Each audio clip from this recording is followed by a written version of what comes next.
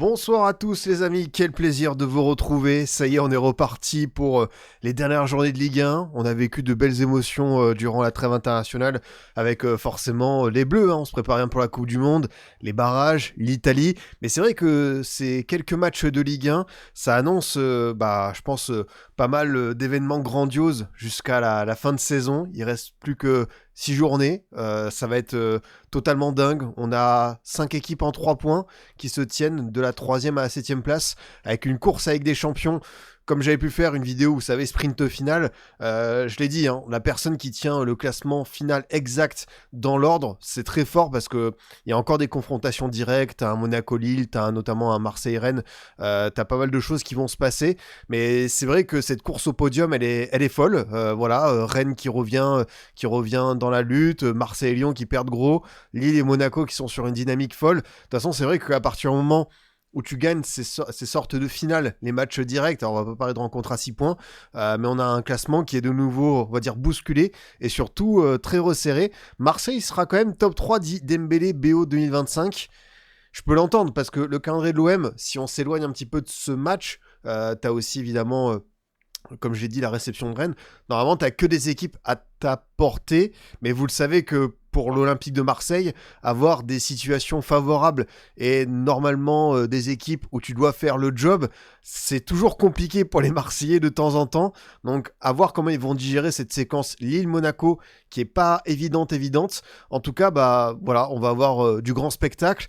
Peut-être que pour le titre, c'est fini parce que vous le savez, le LOSC a battu Lens, le PSG a fait le job contre Toulouse. Il y a 4 points et potentiellement ça peut être plus 7 en cas de victoire du PSG contre Nantes. Donc c'est vrai que pour le Lens, il y a cette déception du report et on peut la comprendre, mais pour entretenir l'espoir, il fallait aussi faire un parcours dantesque, et ce match à Lille a été perdu parce qu'en face on va évidemment revenir, vous le savez, comme à chaque fois sur toutes les rencontres, parce que t'as pas été bon, et Pierre Sage l'a dit, mais aussi parce que Lille a été excellent, vraiment, ils ont fait le match référence en 2026 pour eux. J'ai vu beaucoup de joueurs mettre le curseur à un point extrême. Ça faisait vraiment plaisir de revoir ce LOSC capable comme ça dans les gros matchs, parce que c'est vrai que les victoires à Rennes et Marseille étaient belles, mais t'as vu un LOSC qui a su faire le dos rond, qui a bien défendu, qui a bien piqué en contre. Là, pour le coup, t'as tout. T'as l'aspect défensif, t'as les sorties de balles, t'as l'agressivité, t'as l'envie de prendre ta revanche par rapport au match aller, et t'as une équipe qui a fait plaisir à ses supporters pour le derby. En plus, qui de mieux que Lens pour saper le moral des Lensois. Et ouais, peut-être que pour la course au titre, c'est terminé. C'est pour ça, on va voir après, un peu plus tard, le calendrier de la prochaine journée. C'est vrai que sans ce Lens PSG, c'est un calendrier qui est un peu mid, on peut le dire. C'est pas la journée du siècle le week-end prochain.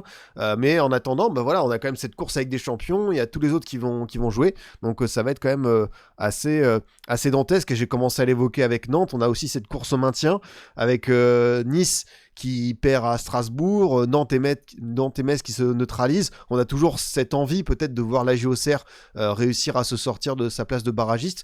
Il grappille un point par rapport à Nice, ça revient à 4.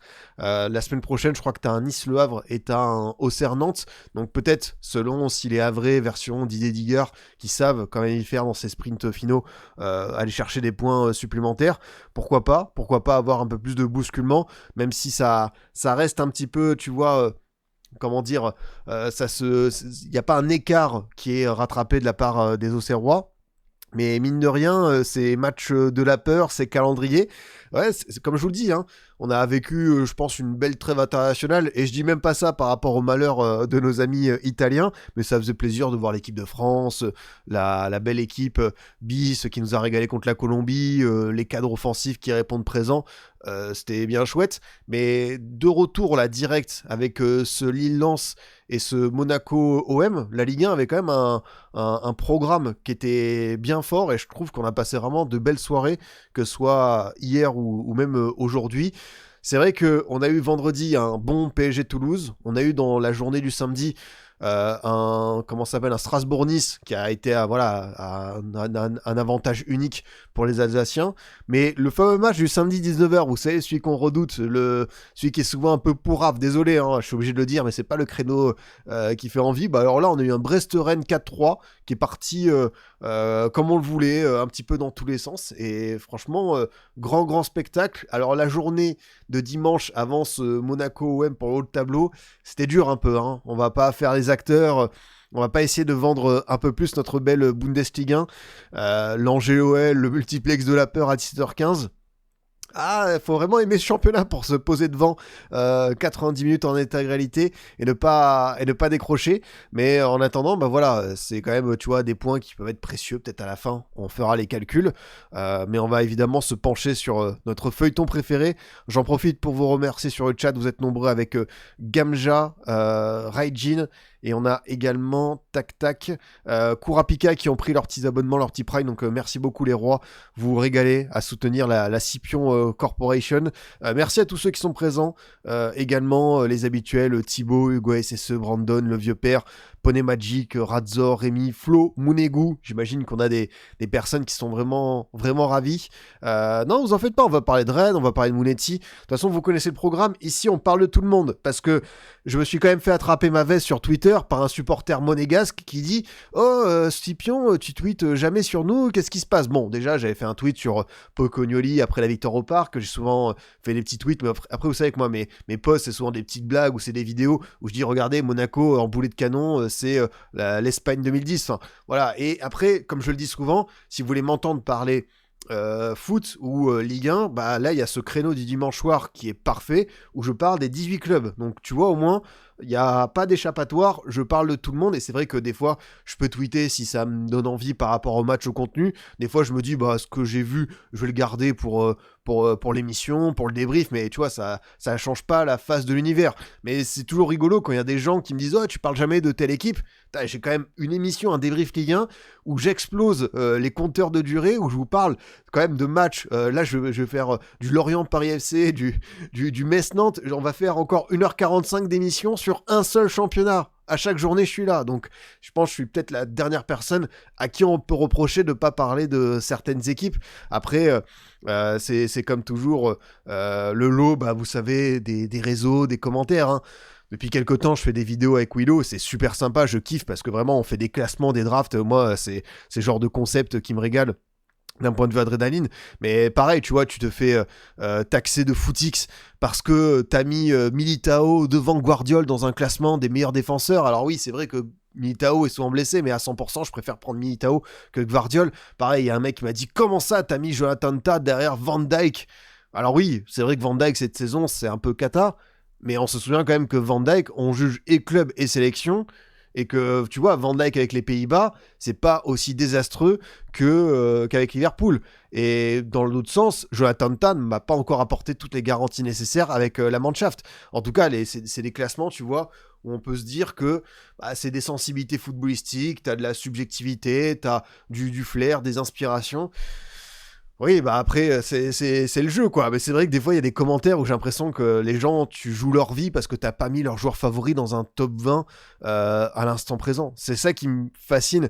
C'est à quel point il y en a, ça leur tient à cœur, mais ça leur tient trop à cœur, justement. Faut savoir se détacher de certaines émotions.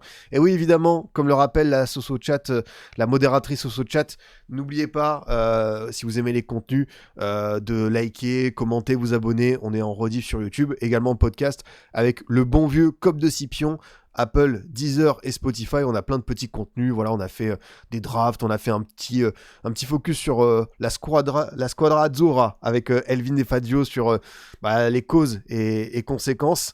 Donc c'est vrai que on va le faire. Oui, j'ai vu le tweet de Ruben, mon cher ami, Ruben a tout simplement prédit les deux buteurs monégasques à la 60e et la 74e. Il a dit il y aura des buts de Golovin et Balogun. Il était vraiment pas loin dans la temporalité. Donc à la fois, il connaît très bien son club l'OM sur les temps faibles, mais également la Ligue 1 pour citer ces deux buteurs. On va pas faire trop long sur l'intro. Juste évidemment, les Girondins de Bordeaux qui ont changé de coach.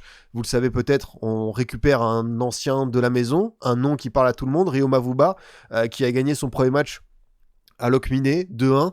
Donc vous le savez, les Girondins, c'est toujours délicat la situation parce que il y a La Roche-sur-Yon qui a un gros rythme, qui va faire son fameux match en retard à Bayonne.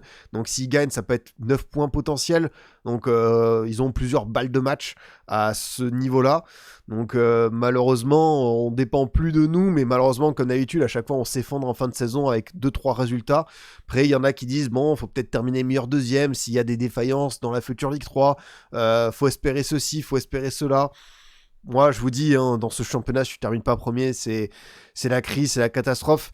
Et le pire, c'est que j'ai peur que si on monte pas, bah, comme tu le dis, il peut avoir des problèmes financiers. Oui, on n'est jamais trop à l'abri. Hein. Vous le savez que Bordeaux, il y a, il y a 2 saisons. Il y a la première qui joue sur le terrain et la deuxième, c'est Better Call Saul. Hein. C'est les tribunaux, c'est de la paperasse judiciaire, c'est de l'administratif.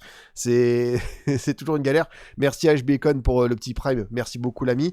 Donc on va voir, après Rio ça fait plaisir parce que c'est un nom comme je vous dis qui représente quelque chose, joueur formé au club qui j'ai adoré le découvrir et même s'il a fait beaucoup de sa carrière au LOSC, il est revenu à Bordeaux. Il a entraîné les U16, il passe quand même à coach principal d'une 4ème division, donc c'est une belle promotion pour lui. À voir, hein, si jamais, tu vois, la fin de saison se passe bien pour lui, si ça enchaîne niveau résultat, pourquoi pas le garder pour l'an prochain. Mais toujours cette même question, comme je vous dis, où Bordeaux en sera à l'été 2026, c'est toujours une question à laquelle même Nostradamus ne peut pas répondre. Merci, les rêves ciné en ce moment, les rêves séries, bien sûr, on enchaîne toujours, hein, on essaie de vous distiller quelques petits trucs de culture. Ce qui me... Juste, c'est vrai que je fais un peu long parce qu'il y a forcément ce classement de Ligue 1 qui me brûle d'aller voir. Comme toujours, j'ai ce défi de regarder 100 nouveaux films en 2026. J'ai dépassé le premier tiers, donc au niveau calendrier, agenda, on est bien. Mais comme vous le savez, il y a une Coupe du Monde et quelques matchs du Turquie-Paraguay, du Autriche-Jordanie à 6h du mat. Donc il y a un rythme de vie qui va être broyé pendant 1 mois et 15 jours. Donc j'essaye de m'avancer avant la deuxième partie 2026 pour avoir vu le plus de films possible. Mais c'est vrai que je laisse quelques séries de côté. Après, The Pitt a pas totalement terminé la saison 2. Il y a aussi la saison 2 de Paradise qui a fini.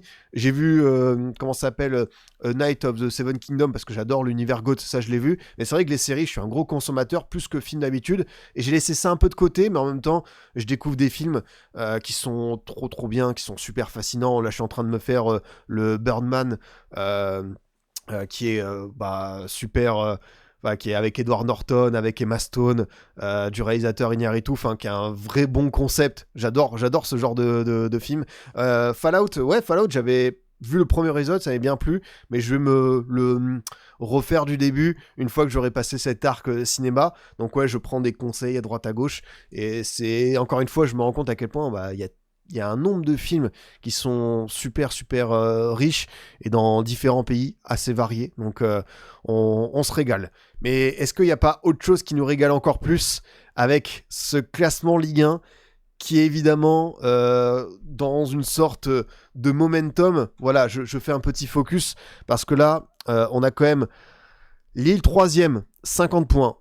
Lille qui était vraiment malade il y a à peine un mois et demi, qui était dans le dur. Ça parlait de virer Genesio à ce moment-là, au début de l'année 2026. Comme quoi, hein, je vous le répète week-end après week-end, mais ce sport, ça peut aller très vite dans les deux sens. L'OM qui est 4ème avec 49 points, Monaco égalité, mais moins bonne différence de but, 5ème. 6ème, l'OL qui perd 2 places, qui compte 48 points, et Rennes qui revient à 1 point de l'OL avec 47 points, qui est donc... Rennes a seulement 2 points de la 4ème place, donc ils sont à cette lutte. On va pas oublier Strasbourg, parce que Strasbourg, il reste sur 2 victoires de suite, ils sont qu'à 4 points, donc c'est quand même 3 points de Rennes et 4 points de l'OL, donc ça reste quand même un sprint final. Après, il faut remettre un peu plus de carburation avec au milieu de tout ça, la Conférence League, la Coupe de France, pour ça que même si là, sans Paglicelli, ça a marché, j'ai peur que Strasbourg perde quelques plumes. Après, ils ont pas un calendrier qui est ignoble, donc on les met quand même dans la course à l'Europe, mais c'est vrai que c'est fou. Après, on a souvent, quand même, on sait qu'en Ligue 1, depuis que le PSG a changé de dimension, 95% du temps, les plus gros suspens, ça va être en bas et en haut pour se partager ces fameuses places en LDC. Là, pour le coup, t'as aussi la 2ème place qui pourrait être sécurisée par Lens, qui a quand même quelques matchs à sa portée pour terminer. Je crois qu'ils reçoivent Nantes, tout ça. Lens, certains commencent à dire attention à ce que ça revienne sur eux. Lens, c'est vrai que On a vu des moins bonnes choses en 2026, moins de régularité, moins de résultats forts. Après, ils vont quand même aller chercher leur deuxième place, je suis vraiment pas inquiet pour eux. Mais là, qu'est-ce que ça pousse derrière? T'as Monaco qui est sur une série de victoires dingue. T'as Lille qui enchaîne ses succès à Rennes, contre Lens et à Marseille. C'est la série parfaite pour les Lillois pour se remettre dedans parce que désormais le calendrier il s'ouvre un peu plus. Après, c'est vrai que, comme on le disait, notamment avec des supporters lillois, le plus dur pour le LOSC, c'est pas finalement d'aller faire des résultats contre les gros parce que Lille a quand même une sorte de réussite, c'est y faire, même si cette saison, tu vois, par exemple, ils n'ont pas gagné contre Lyon en 3 matchs, que ça a été compliqué pour les Lillois avec 3 défaites, mais sinon, d'habitude, c'est vrai que c'est une équipe qui arrive à avoir ce petit truc en plus. Pour le coup, je suis là en mode, ok, Lille est 3ème, et s'ils gagnent tous leurs matchs d'ici à la fin de saison, ils seront 3ème direct en LDC, mais le LOSC va jouer à Toulouse, va aller au Paris FC, va recevoir le Havre, va recevoir Auxerre. C'est là où j'attends le LOSC, c'est certains matchs de ce type. Après, ils ont su en gagner certains. Le 7-1 à Lorient, il y a eu des victoires, on va pas non plus inverser, porter l'œil. Mais c'est vrai que pour Lille, réussir des fois à jouer contre des blocs bas, c'est pas une solution évidente, donc ils vont devoir un petit peu s'en sortir dans ce sens. Et merci beaucoup Ardarche, et j'ai vu quelques autres messages de personnes qui sont là pour la première fois en stream, en direct, pour nous entendre parler de cette belle Ligue 1, donc installez-vous, on est là pour le divertissement, et entendre plein de belles choses sur ce championnat. Bon, il y a le ventre mou, c'est vrai que là ça va commencer à faire un petit peu une fin de saison, mais voilà, c'est une petite saison en kiff. De toute façon, t'es content d'être là et pas d'être plus bas pour Lorient, Toulouse, Brest, Angers, le PFC, en sachant qu'évidemment Toulouse a cette demi-finale de Coupe de France à Lens qui va un petit peu occuper tous les esprits parce que Toulouse, équipe de coupe, on l'a vu, la victoire au Vélodrome, et on voit que cette équipe est capable de proposer quelque chose contre les gros du championnat. Des fois ça gagne pas, mais au moins on voit toujours du contenu intéressant. Maintenant, en bas, t'as le Havre qui prend un bon point contre la GIA, qui les garde à distance à 5 points. Là derrière, tu vois, pareil, c'est qu'un point de repris, mais quand tu t'affrontes entre Nantes et Metz, tu vas pas juste te contenter d'un nul. Fallait bien plus, avec le but refusé à la fin à Gauthier Hein pour hors-jeu à la 95e minute. Auxerre qui reste à 4 points de Nice, mais Nice qui enchaîne pas mal de déconvenus. Il y a cette victoire au milieu à Angers. Sinon, en 2026, t'as une victoire à Nantes, mais pour Nice, la série, elle est rude. Et surtout, on va commencer à chaque fois à regarder certains calendriers, mais Nice, tu reçois le Havre. Donc là, c'est clairement un nouveau match couperé. Tu vas à Lille, ta demi-finale de coupe contre Strasbourg au milieu. Ensuite, tu vas à Marseille, tu reçois Lens, tu vas au Auxerre et tu reçois Metz. Si tu ne prends pas 3 points contre le Havre, vraiment, t'es dans la sauce de fou. Pour moi, alors évidemment, comme j'ai dit, il y a des équipes qui ont été capables de donner des points contre ce type de club dans le rouge. Mais là, le calendrier, après le Havre, t'as 5 matchs qui sont horribles. Vraiment, dans l'état mental dans lequel t'es, c'est très délicat, quoi. C'est pour ça que je vous le dis, ce match de la J33, le Auxerre-Nice, il me hype déjà, parce qu'il y a un vrai monde où c'est une finale de maintien. Auxerre qui, de son côté, reçoit Nantes. Donc là, il y a aussi un match à la maison contre Auxerre. Ensuite, tu vas à Monaco et à Lyon. Est-ce qu'ils feront 0 sur 6, même 0 sur 9 en incluant Lille? À eux de jouer, mais en tout cas, si tu prends 6 points contre Nantes et Angers, est-ce que Nice aura fait mieux? Pas sûr. Donc pour ça que cette 33e journée, elle va être plus que capitale. Merci beaucoup Jean-Louis Descas pour le petit prime. D'habitude, l'ami, on est élogieux envers ton mercato, ton équipe. Là, c'est vrai que c'était un week-end un peu plus difficile. En plus, avec la finale de Coupe de France, barrage au milieu, comme Reims, attention. C'est vrai, Elliot, t'as raison, ça peut être totalement un scénario qu'on a revécu pour Reims. Et le pire, c'est comme on le disait, t'es un peu à l'abri parce que t'as un effectif supérieur. Normalement, tu dois pas te faire peur. Et là, le scénario Reims-Metz, c'était le pire parce que Metz était allé chercher sa victoire à la fin. On s'en souvient avec les splendides buts de Gauthier. Donc, Ligue 1 passionnante, ça va être le cas jusqu'au bout. Et je ne peux m'empêcher, je sais que je suis un gourmand, mais je vais vous remontrer évidemment le calendrier à la fin de cette Ligue 1 où on a quand même c'est vrai, il y a Lens PSG qui tombe. À la 33e journée, on a ce fameux Monaco-Lille qui sera vraiment, vraiment terrible.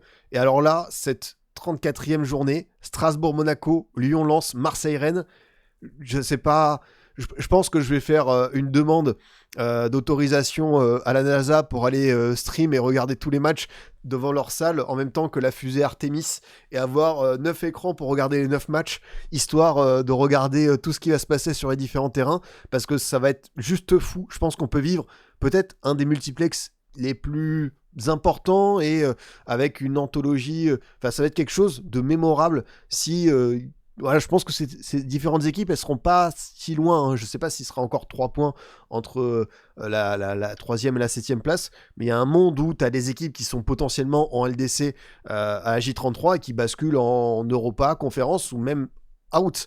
Ça va être fou. On veut un live react de ce multiplex. Je sais pas comment on fait. Est-ce que je live react le multiplex ou est-ce que je regarde, je vis le truc comme un fou et à la fin, tu vois, on se pose et on fait un peu le bilan. Après, c'est vrai que je pense qu'il y aura, quoi qu'il arrive, une vidéo bilan Ligue 1 avec, tu vois, tout ce qu'on a à noter, coup de cœur, peut-être un 11 flop, parce que c'est vrai qu'il y aura beaucoup d'équipes types, mais je préfère faire un 11 des révélations ou un 11 flop. Quoi qu'il arrive, ça va être fou et j'espère que vous êtes prêts. On a aussi évidemment le débrief de cette 28e journée à réaliser. On va commencer par ce Monaco-Marseille, un match qui était très attendu. On a vu beaucoup de choses intéressantes. On savait que pour l'OM, faire sans Greenwood, qui est ton arme offensive numéro 1, ça pouvait être un problème. Ça s'est vérifié sur pas mal de situations.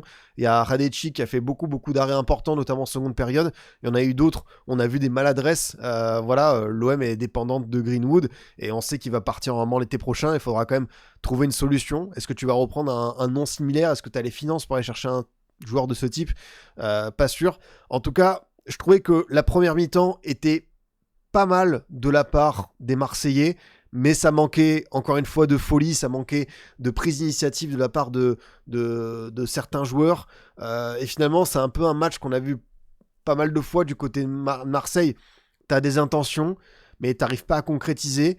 Et derrière, t'as un Monaco qui a eu un peu de déchets, notamment je pense à Mawissa et Tézé qui était pas dans un bon jour sur la première période. Mais on sait que Monaco est capable à tout moment de faire la différence en ce moment, parce que t'as des joueurs qui sont tout simplement sur un petit nuage qui marche sur l'eau. T'as ce centre de Tézé qui est très bien décalé par Akliouche sur la droite, et tu vois à quel point il peut servir Golovin dans un fauteuil. Golovin qui se retrouve seul comme ça au 6 mètres. Alors est-ce que c'est Rouli qui doit anticiper la sortie? Est-ce que c'est un des centraux? Parce que tu joues quand même avec Medina et Riley Pavard. Pourquoi est-ce que Golovin se retrouve comme ça, esselé? C'est pas normal. Bah écoute, Radetchi, c'est marrant que t'en parles, parce que je sais que quand Monaco faisait cette très belle série, t'avais aussi Philippe Cohn qui avait fait, tu vois, 3-4 matchs vraiment d'un bon niveau. Et même, il y avait pas mal d'arrêts pour une fois. On sait qu'on a souvent eu une sorte de malédiction sur les gardiens monégasques. Philippe Cohn en a fait partie, mais là c'était, je pense, une de ses meilleures séries. Et là t'avais un dilemme qui se posait pour Pocolli, parce que Philippe Cohn avait la confiance, la dynamique, mais en même temps, Radetchi c'est le numéro 1, t'as imposé une hiérarchie à partir du numéro 1, et titulaire, peut être titulaire et à 100%, tu peux le refaire passer devant.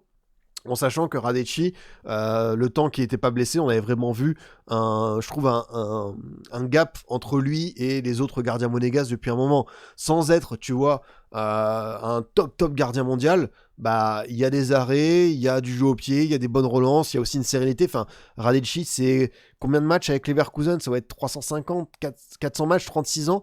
Et on s'était dit, oula, Monaco, ils vont prendre un mec de 35 piges, je sais quoi cette histoire. Et finalement, c'est pas loin d'être leur meilleur recrue de ce mercato 2025-2026, donc très propre. Ouais, Pocolli, je suis content pour lui aussi, parce que il y a une sorte de découverte au début, de tâtonnement, parce que l'équipe commençait à partir en vrille avec à 18h. On a vu des premières choses ok, et après très vite c'est redevenu un Monaco qui jouait seulement quand il en avait envie, avec encore une fois cette spirale de blessures, de cartons rouges et même de défaillances collective, individuelle.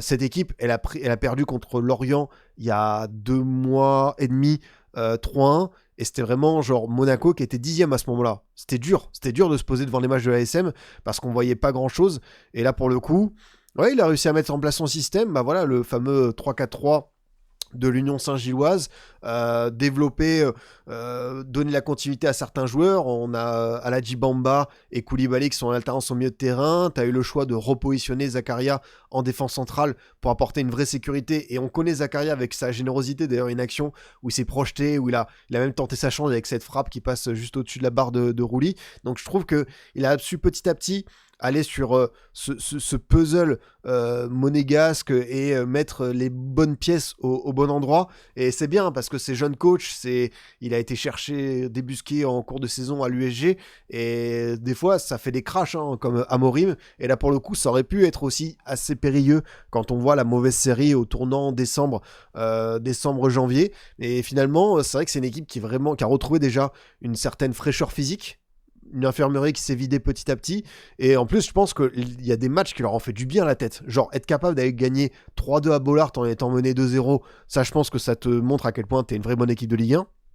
Et en plus, les différents matchs contre le PSG, t'en as eu 3, t'en as gagné 1, t'as fait nul sur l'autre, t'as perdu l'autre que 3-2, et surtout t'as challengé le tenant du titre en Ligue des Champions. Alors peut-être que le PSG était pas surmotivé parce que c'était Monaco, tout ce que vous voulez, mais Monaco, de son côté, a fait des matchs vraiment très très bons dans différents registres. J'ai presque des regrets sur l'aller à Louis II où ils sont un peu attentistes, ils attendent, mais c'est vrai que ce qu'on a vu, la victoire au Parc 3-1, c'est un modèle du genre, et surtout athlétiquement, c'est très très fort. Enfin franchement, cette équipe, physiquement, dans l'intensité, c'est quasiment une équipe de première ligue. Vraiment, je sais pas où est-ce qu'elle terminerait en PL.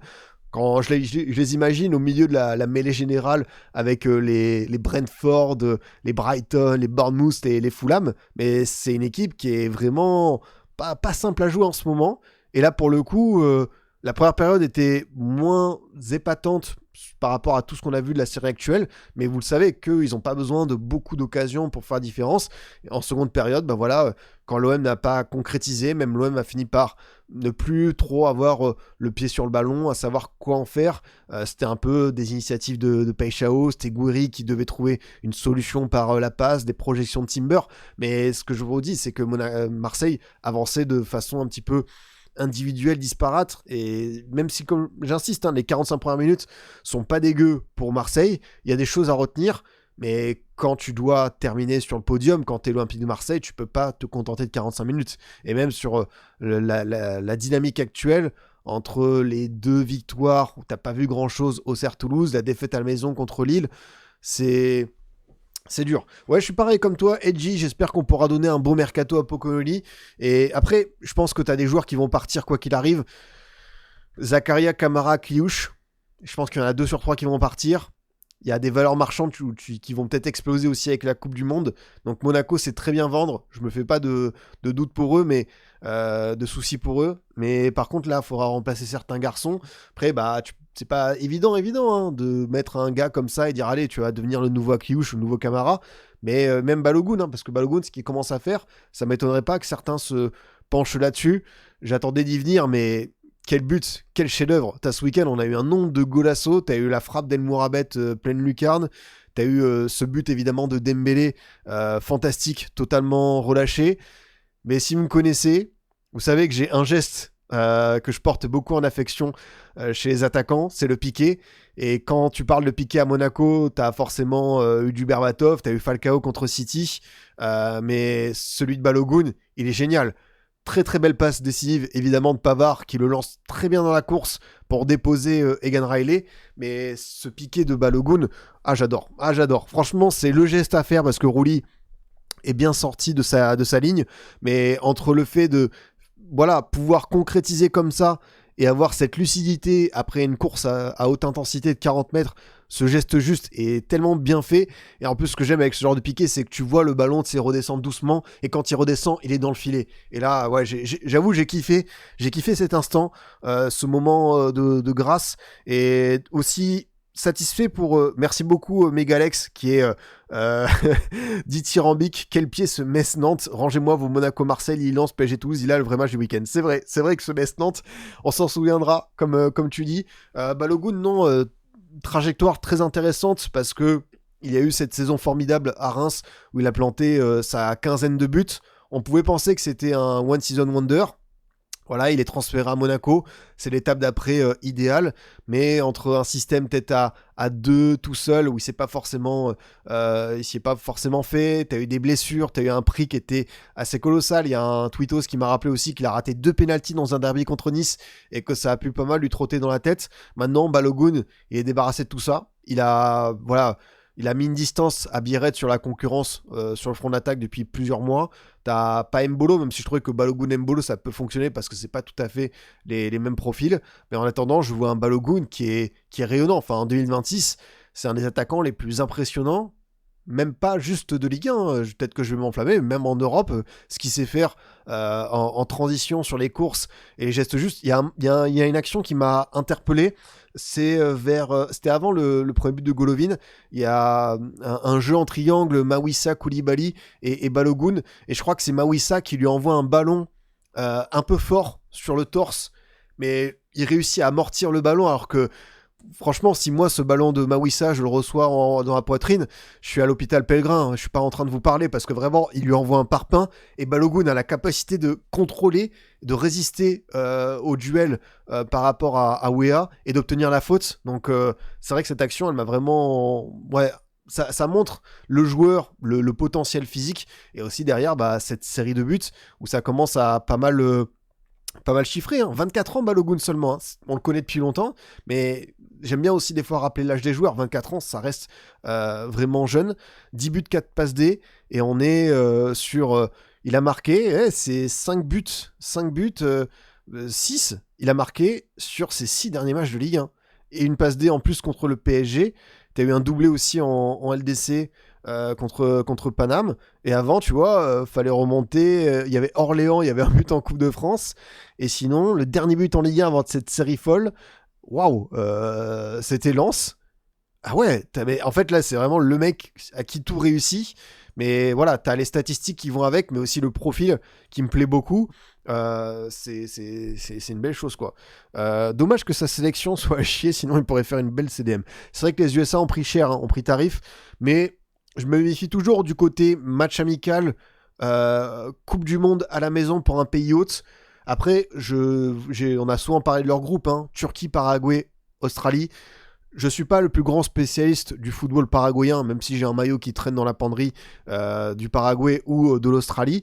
Je vois la Turquie devant, après USA à la maison. C'est vrai qu'ils n'ont pas un effectif sur le papier, tu vois, qui est ignoble, mais voilà, t'as l'impression que tout n'est pas réuni pour faire peut-être la plus belle des CDM.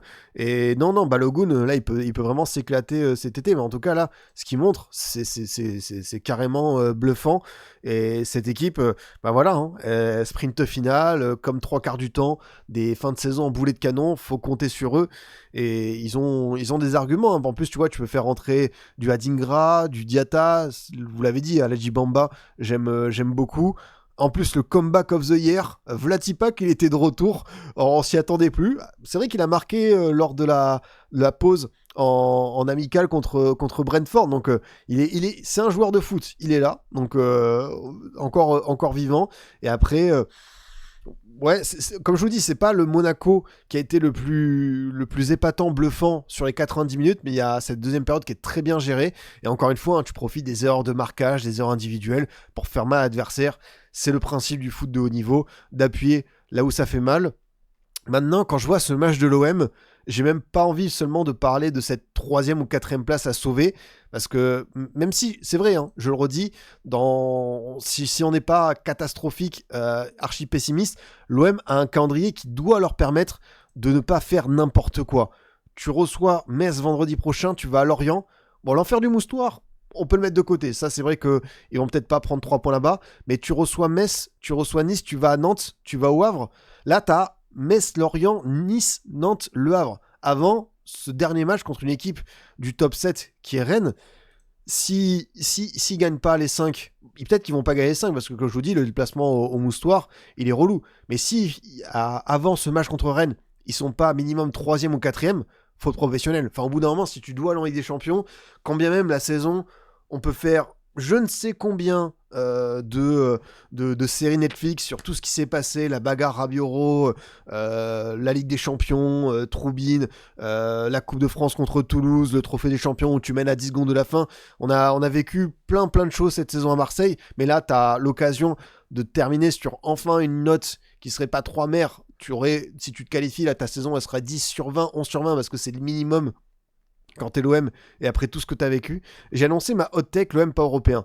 En vrai, je peux l'entendre parce que, comme je te dis, même quand je vois ce calendrier, je sais que certains matchs, ils vont pas être à l'abri, mais s'ils se remobilisent bien, s'ils font pas les cons, normalement, ils doivent y être, quoi.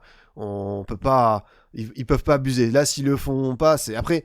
T'as beaucoup de choses à reconstruire. Là où je voulais vous emmener, c'est quand j'ai commencé à parler du match, hein, de belles intentions au début, après ça a été plus compliqué.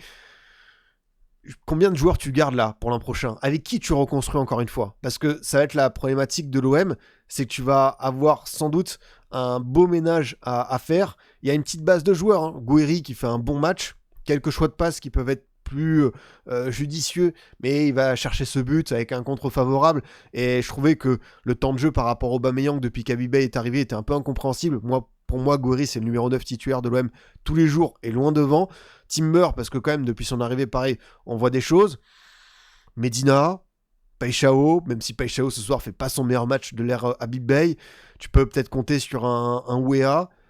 Après, il y en a que tu vas te poser des questions. Est-ce que Heuberg, avec son salaire, c'est bien, mais est-ce que tu peux pas aller chercher peut-être mieux, même si c'est un beau vécu de joueur, Première Ligue, tout ce que tu veux, un label international, mais finalement, Heuberg, je suis plus trop convaincu. Enfin, si tu peux aller chercher mieux et économiser un gros salaire, pourquoi pas. Après, là, encore une fois, tu vas faire un ménage qui est fou, quoi. Nwaneri, c'est dehors. Emerson, je garde parce qu'on a quand même vu des choses. Bellardi, c'est dehors. Abdelli, tu as signé un contrat de 4 ans et demi. Il va falloir assumer. Vermeuren, tu vas pas lever l'option d'achat. Nadir, je crois que c'est fin de contrat. Tochoukou Nadi, on a très peu vu ça. Kondogbia, encore l'infirmerie, ça bouge. Aguerd, ça va rester, je pense. Greenwood, j'ai même pas, je pense que ça va partir également. Rouli, Pavard, 500 000 euros. Ah, t'as pas aimé Paixão? Non, Paixão, je trouve que il a fait des choses à la Paixão. On a beaucoup sollicité, mais je trouve dans le dernier geste, même c'est vrai qu'il a fait 2-3 lourdes frappes et que Radetchi a bien sauvé le meuble, mais comme je te dis, je trouve qu'il a été plus malin, il a eu plus de flair dans d'autres rencontres, dans les 30 derniers mètres. Là, dans un dernier geste, ça a un petit peu pêché. Après, ce qui est sûr, c'est que Paixão ce soir, par rapport à d'autres, c'est mieux. C'est mieux. Hein. À Traoré, je pense que oui, vous allez récupérer Auxerre parce que à l'OM, ça va être aussi bien délicat. Et le constat, il est là, c'est que sur le papier, l'effectif, il peut être pas mal, mais quand tu vois le niveau de certains, tu vas encore devoir changer 50% de ton effectif, parce qu'il y en a qui sont prêtés, parce qu'il y en a qui n'ont pas apporté les garanties nécessaires, parce qu'il y en a qui sont des pertes financières abyssales.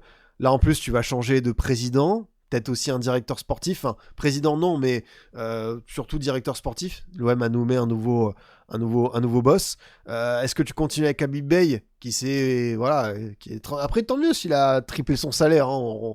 Dans la France de Macron, on va pas dire non à des gens qui gagnent bien mieux leur vie, mais pour le coup, Habib Beye, ok, quand je vous dis la première mi-temps là, il y a des choses, mais est-ce que vous voyez une flamme, une étincelle où tu dis que ce gars-là va faire grandement progresser l'OM et va en faire une équipe capable d'aller 8ème de LDC l'an prochain? Je suis pas sûr. Pour le coup, peut-être que le job est pour l'instant trop haut pour lui, encore une fois, comme le passage reste à Rennes, et que on a une forme de mensuétude à son égard. Après, voilà, oui, je veux bien que Rennes, il est récupéré à la 15e place, il termine 6e, mais t'es passé quand même par pas mal de péripéties.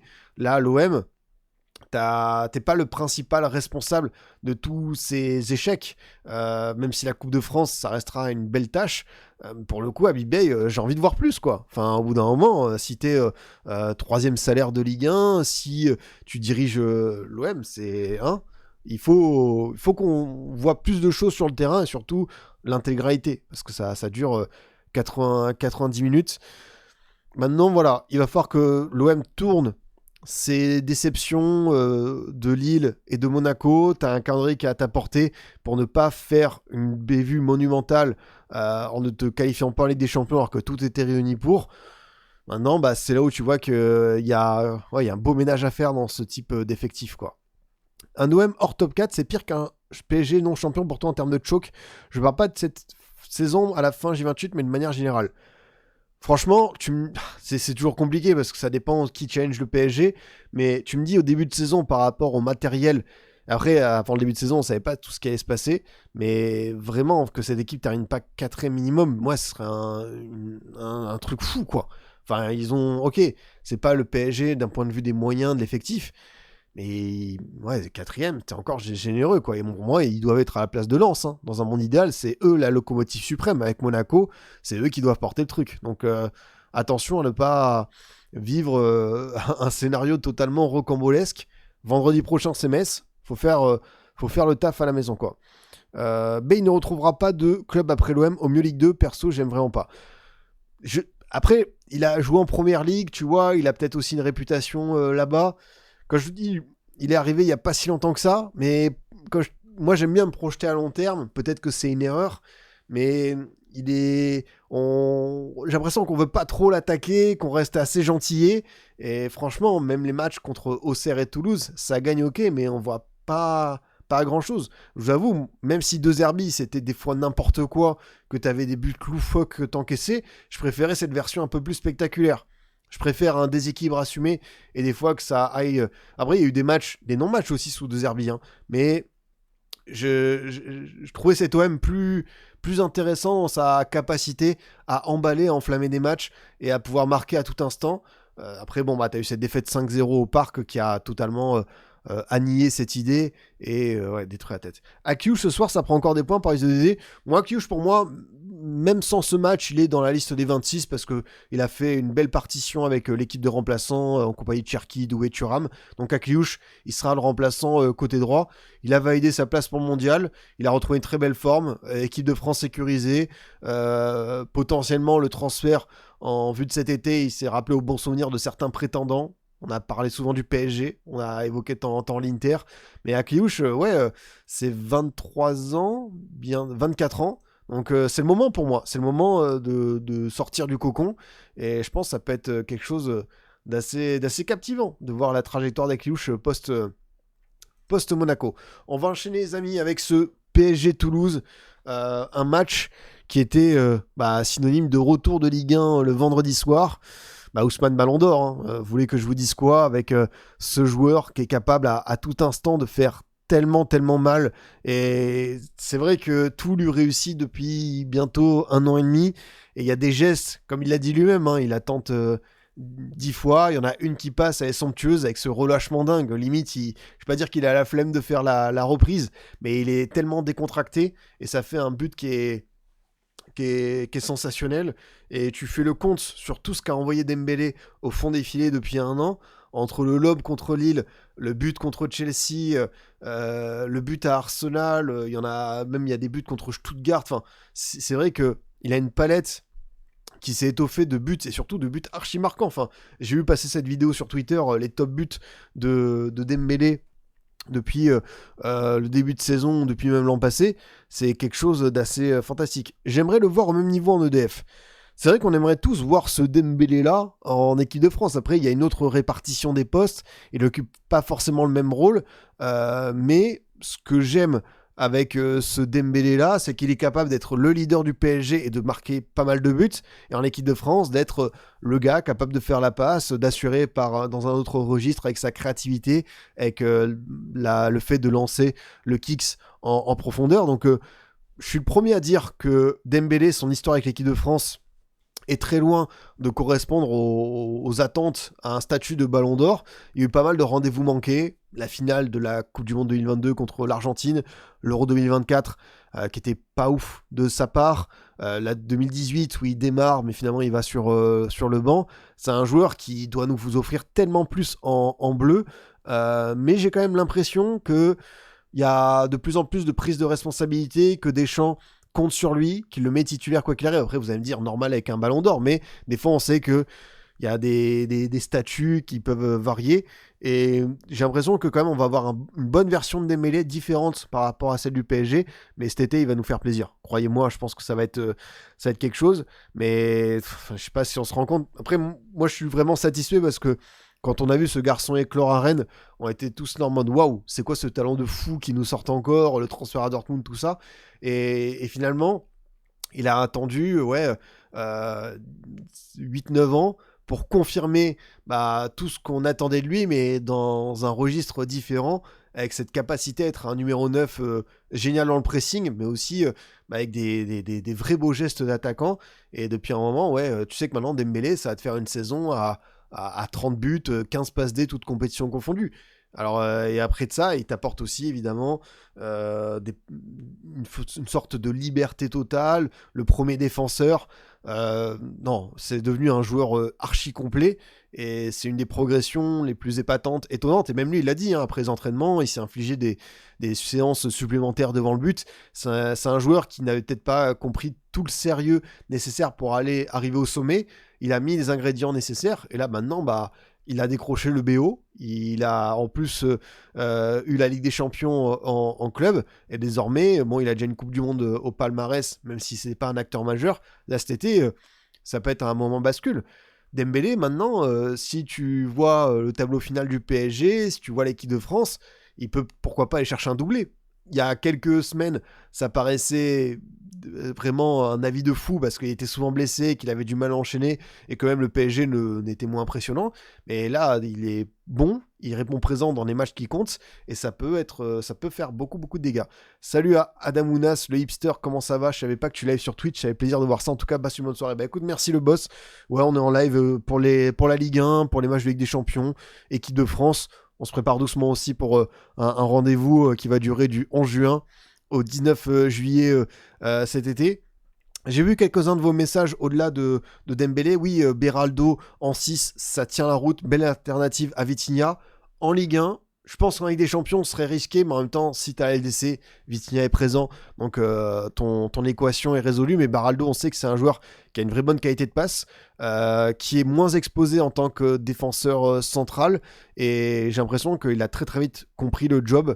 Donc pour le coup, Beraldo en sentinelle en Ligue 1, je pense que c'est un joueur qu'on verra bien souvent sur la fin de saison. J'ai beaucoup aimé aussi le match de Doué Guevara, avec de la passe D, avec vraiment ça a beaucoup travaillé, ça a bien défendu. Guevara qui a essayé d'aller chercher son but, qui n'a pas été récompensé, mais deux joueurs qui sont vraiment dans la droite lignée de ce que représente le PSG de Luis Enrique. Tu as du talent individuel, mais c'est pas pour autant que tu vas oublier le collectif, de bosser et d'aller chercher des ballons qu'il faut.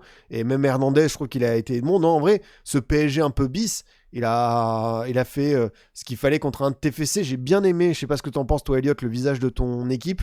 Metallic a fait son match, il y en a d'autres qui ont... J'en attendais peut-être un peu plus du secteur offensif. Emerson Donum beau, parce que t'avais du Zabarni notamment, qui est un peu fragile. Après, on a Safonov qui a fait des petites erreurs d'appréciation, qui a été malheureusement...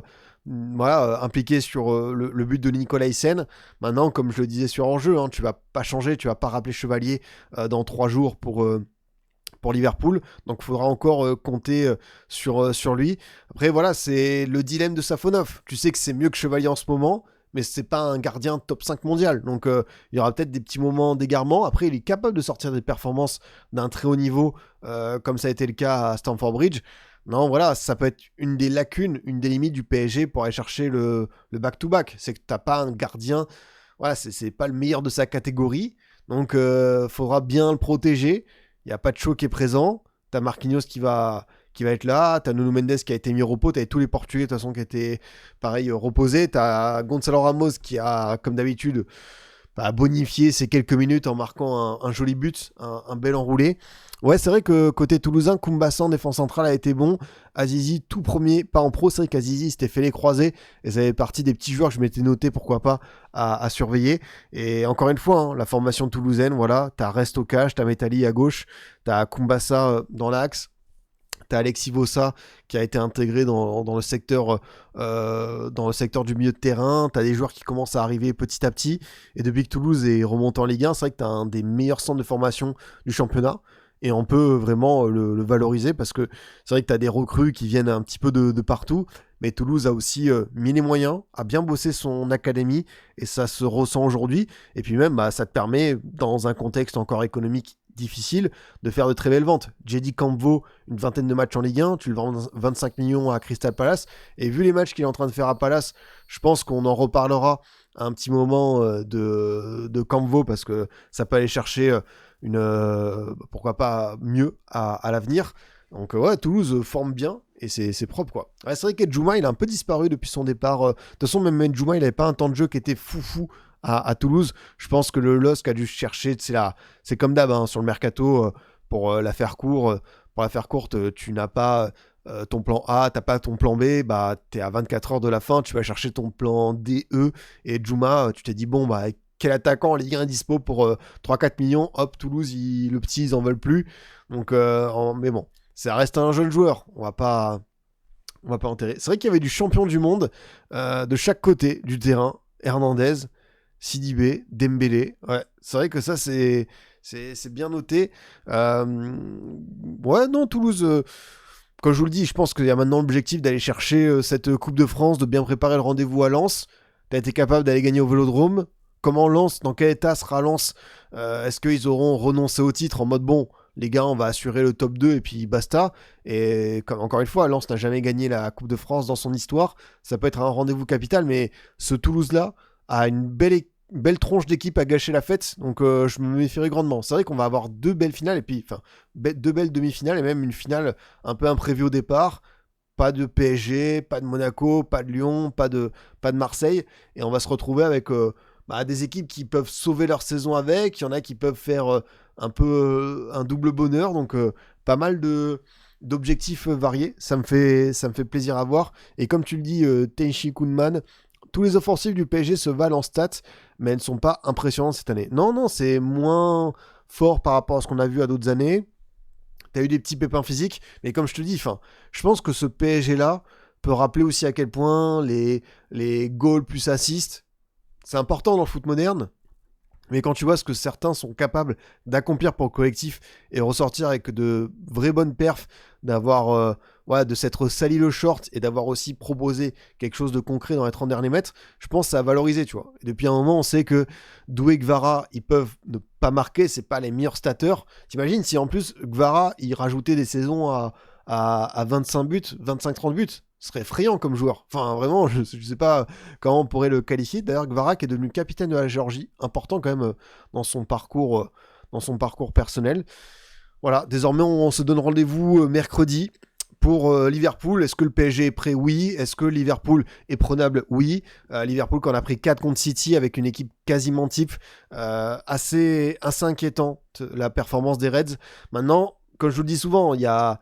Oui, le match des Reds était pas dingue et même totalement raté à l'Etihad, mais toujours cette envie de te dire, est-ce qu'on n'a pas envie de pondérer par rapport à ce type de rendez-vous et tout?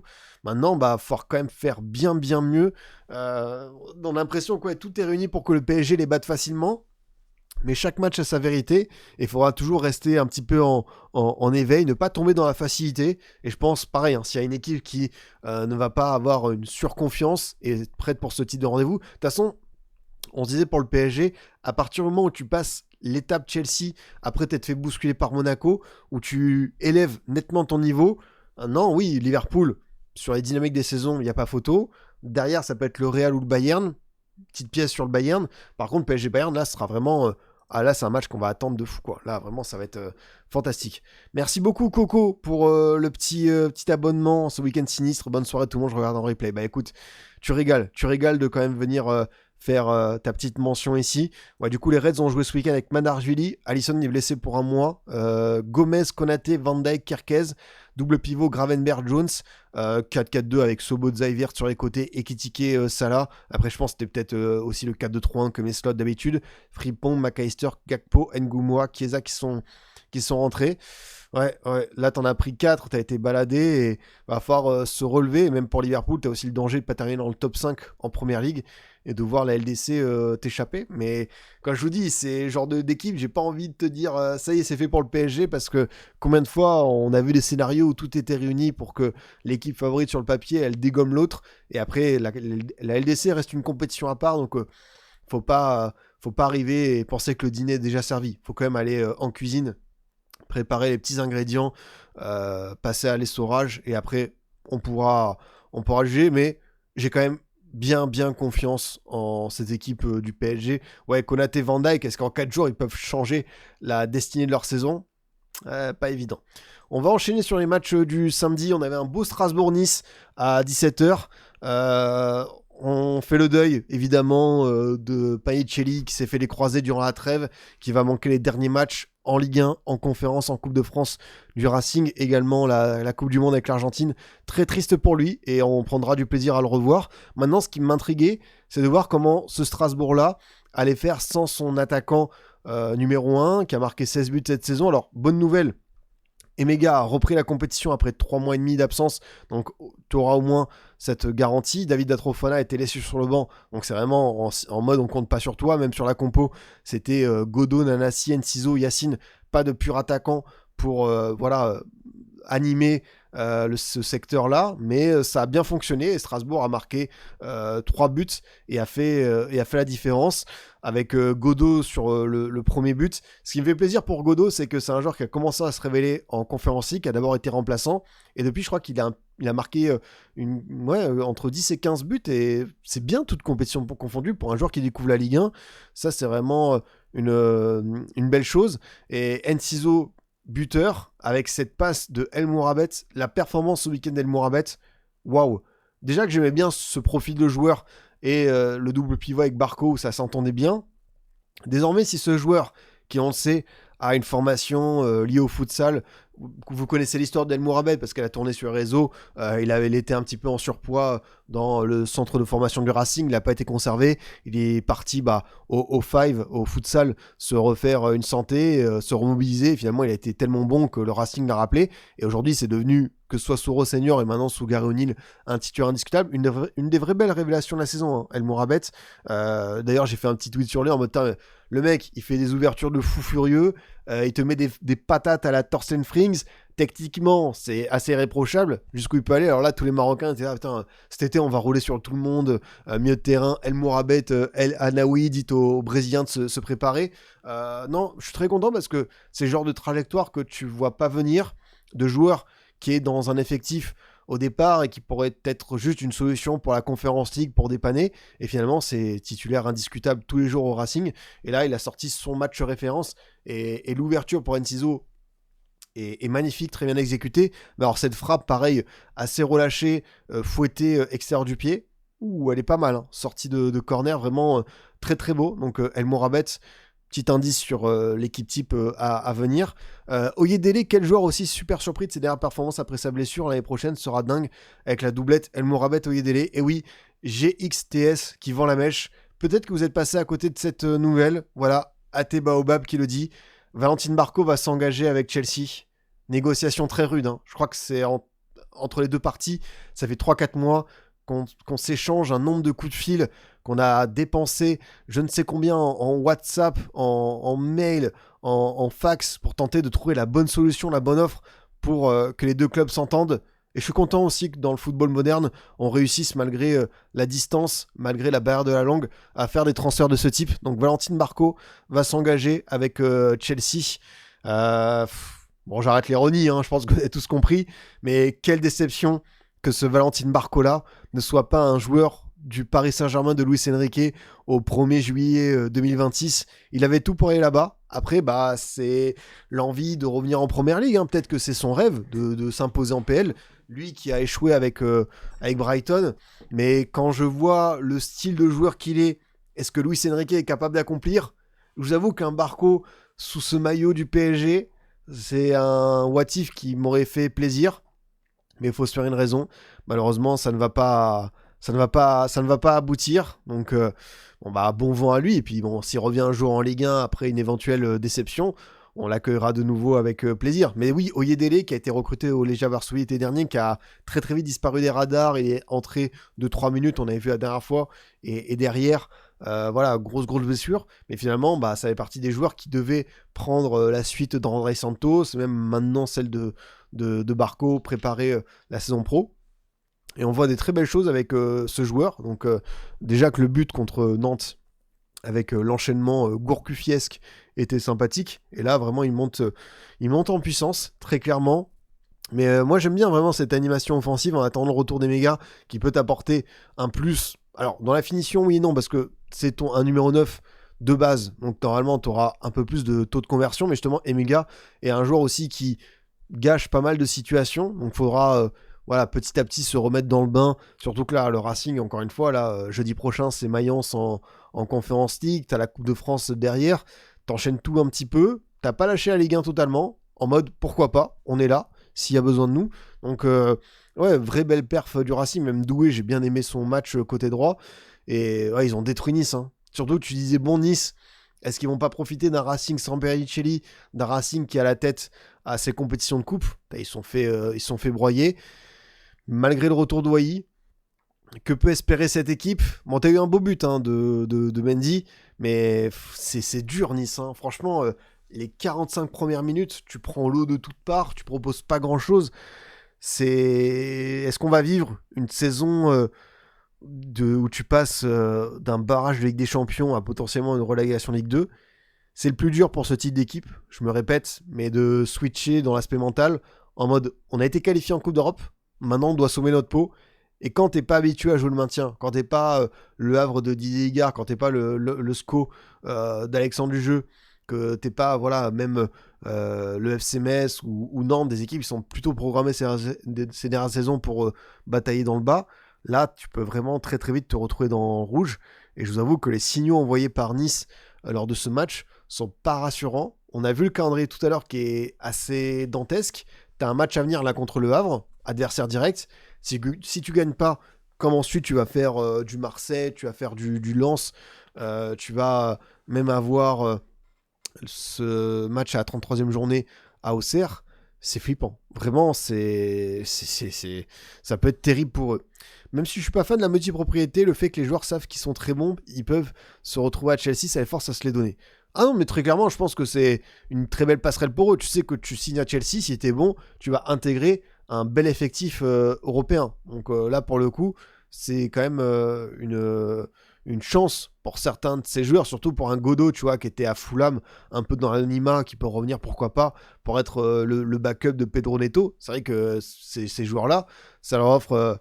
j'ai même pas envie de les accabler, ils savent pourquoi ils signent là, mais c'est plus le fait de se dire que bah, t'as un système où, oui, pour les supporters, tu vois des joueurs, tu peux t'attacher à eux, mais t'attaches pas trop longtemps, hein, parce que 6 mois, un an et demi après, malheureusement, ils sont plus là. Et même Gessim Yacine, j'ai bien aimé son match aussi. J'ai bien aimé, franchement, ce qu'il a proposé. Un joueur qui arrivait cet hiver de Dunkerque, qui a fait des belles choses en Coupe de France, qu'on n'a pas tout le temps vu sous son meilleur jour en Ligue 1. Mais là, pour le coup, je pense que c'est sa meilleure perf. Et tu dis que si Yacine, t'as d'un côté Yacine et Godot, si les deux performent dans ce sens, ça peut faire beaucoup, beaucoup de dégâts. Vraiment, j'aime bien cette animation offensive strasbourgeoise sans Panicelli, ce qu'elle a proposé. Et Emega, ça peut revenir, ouais. Ouais, j'en ai marre de Nice, nous dit Raf Nissa. Je maudis ces joueurs qui s'en foutent du club, qui se barrent tous le plus vite possible. Ouais, là, c'est vrai que même le choix Puel, c'est. Je sais pas à quel point ça peut terminer dans le rouge, dans le dur. Mais très clairement, Nice en barrage, quand bien même t'as un effectif. Et c'est vrai que t'as raison sur le papier, tu veux dire pourquoi pas. T'as de l'international français, t'as des joueurs qui voilà, ont des références en Ligue 1 en Europe.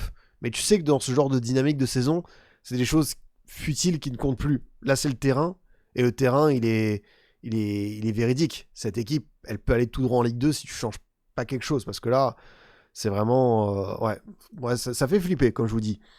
On bascule sur le petit banger de ce week-end, ce Brest-Rennes, qui a été hyper divertissant. Brest a mené au score, Rennes a égalisé et repassé devant. Brest a su revenir 2 fois au score, 3-3, avant le deuxième penalty de Le Paul. Merci messieurs, parce que d'une part, c'est le genre de match qui fait vibrer la Ligue 1. C'est pas le multiplex du dimanche qui me fait dire ça, pour une fois. Mais là, c'est vrai que c'était un match qui était un petit peu... je m'attendais pas à ce que ça parte dans tous les sens, je m'attendais plutôt à un match nul assez tendu, genre un partout 2-2. Et finalement, voilà, il y a eu des espaces en défense, il y a eu la volonté des deux équipes de bien attaquer, t'as eu des erreurs aussi, comme celle de Samba sur le deuxième but de Dina et Mbimbe. C'est ça, non? Ou Lascari, je crois que c'était ça, de mémoire. Parce que c'est vrai qu'il y a eu tellement de buts dans ce match. Tac tac. La Boulaskari marque du pied droit. Tac tac. Ouais, c'est ça, c'est la tête de mémoire.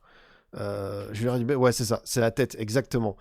Ouais, ils se sont fait peur, les Rennais, même les défenseurs brestois, c'était pas dans un monde idéal. Ce qui m'intriguait dans cette compo, c'est forcément le retour d'Embolo, qui a fini par marquer, alors que son match était pas dingue, mais voilà, c'est le bénéfice d'être un attaquant. C'est que tu peux... Ouais, Seydou aussi, c'est vrai que sur le but j'implique ça à Samba, Seydou est pas exempt de tout reproche dans la manière de convertir enfin de surveiller son vis-à-vis. Samba à la fin fait un bel arrêt, c'est vrai. Rennes a failli se saboter, je suis d'accord. Pourtant, j'ai adoré, tu vois, sur ce match, la performance d'Aïd Boutlal. Ils ont bien vendu Jacquet. Aïd Boutlal, tu vas le garder la saison prochaine. Je pense que ça fait partie peut-être des joueurs. Attention, mettons une petite astérix à ses côtés. Et ça peut partir pour une très très belle somme. Ouais, je suis d'accord avec toi. Je pense que ça fait partie des joueurs qui vont animer le mercato estival de l'été 2027 et pourquoi pas celui de l'hiver prochain parce que Aïd Boutlal, on a vu quoi, une vingtaine de matchs et il y a du très très bon contenu. Il y a du dépassement de fonction, mais il y a aussi une sérénité défensive qui va lui permettre de grandir. Là, il encaisse 3 buts, mais il n'est pas forcément sur les photos de famille, sur les scènes de crime, comme on dit. Et sur au-delà de ses buts, je crois qu'il a fait un vrai bon match, très clairement. Après, ça compte, évidemment. C'est vrai que ça avait mal commencé, le carton rouge contre l'OM. On s'était dit, oulala, lui, ça peut être rude. Et mentalement, il est bien revenu. Ça, c'est vrai. Quand je vous disais, Mbolo n'a pas fait un match fou, mais il est là pour planter un but qu'il faut. Le Paul, les 2 pénaltys, le mérite d'être là, d'être à la finition. 16 buts pour lui cette saison. L'an passé avec Angers, c'était 9 ou 10.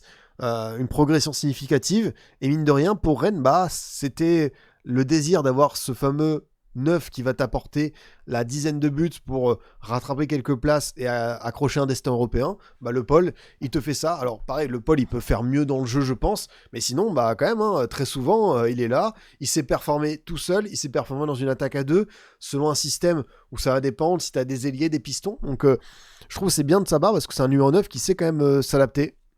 Notre ami Le Paul. T'as aussi le retour de Blas, que j'avais pas forcément vu venir dans l'équation, parce que j'ai préféré peut-être Sébastien Szymanski depuis son arrivée, mais ce but de Blas va lui faire du bien, son 5e cette saison, un joueur qui garde cette régularité, même si Blas, tu vois, il est un artisan majeur d'une potentielle qualification européenne de Rennes sur cette fin de saison. Moi, je suis les dirigeants cet été, je m'en sépare parce que il a encore ce truc qui le caractérise bien depuis qu'on le connaît, Guingamp, Nantes et désormais Rennes, d'avoir cette capacité à être un peu trop... de faire un top match et derrière les 3 suivants de traverser ça comme une ombre. En tout cas, là, il a répondu présent. J'ai quand même bien aimé aussi l'attitude des Brestois qui ont proposé quelque chose de solide devant, le doublé de Dina Mbimbe. Ajorc, un poison à défendre, mais justement à Boulay, je trouve que le duel, même Brassier, il a pas eu froid aux yeux, il y a eu quelques contacts rugueux entre Brassier et ses anciens coéquipiers, ça m'a fait sourire. T'as Dina Mbimbe qui, on savait, était un joueur à Francfort qui a fait des belles choses, formé au PSG, pour ceux qui s'en souviennent, qui était passé par Dijon.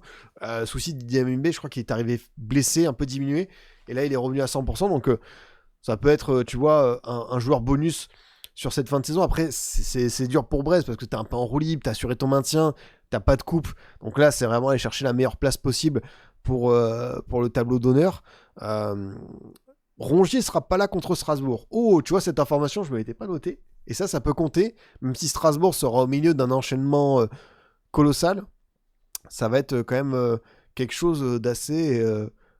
parce que vu l'importance de Rongier assez immédiate dans cet effectif rennais, que ce soit Bay ou Hez, attention si tu dois te passer de lui. En tout cas, ce match, comme je dis, c'est des bonnes publicités pour la Ligue 1. T'as besoin de ce type de Brest-Rennes. Et il y a 2 ans, on a vu un Rennes-Brest qui avait été aussi totalement fou.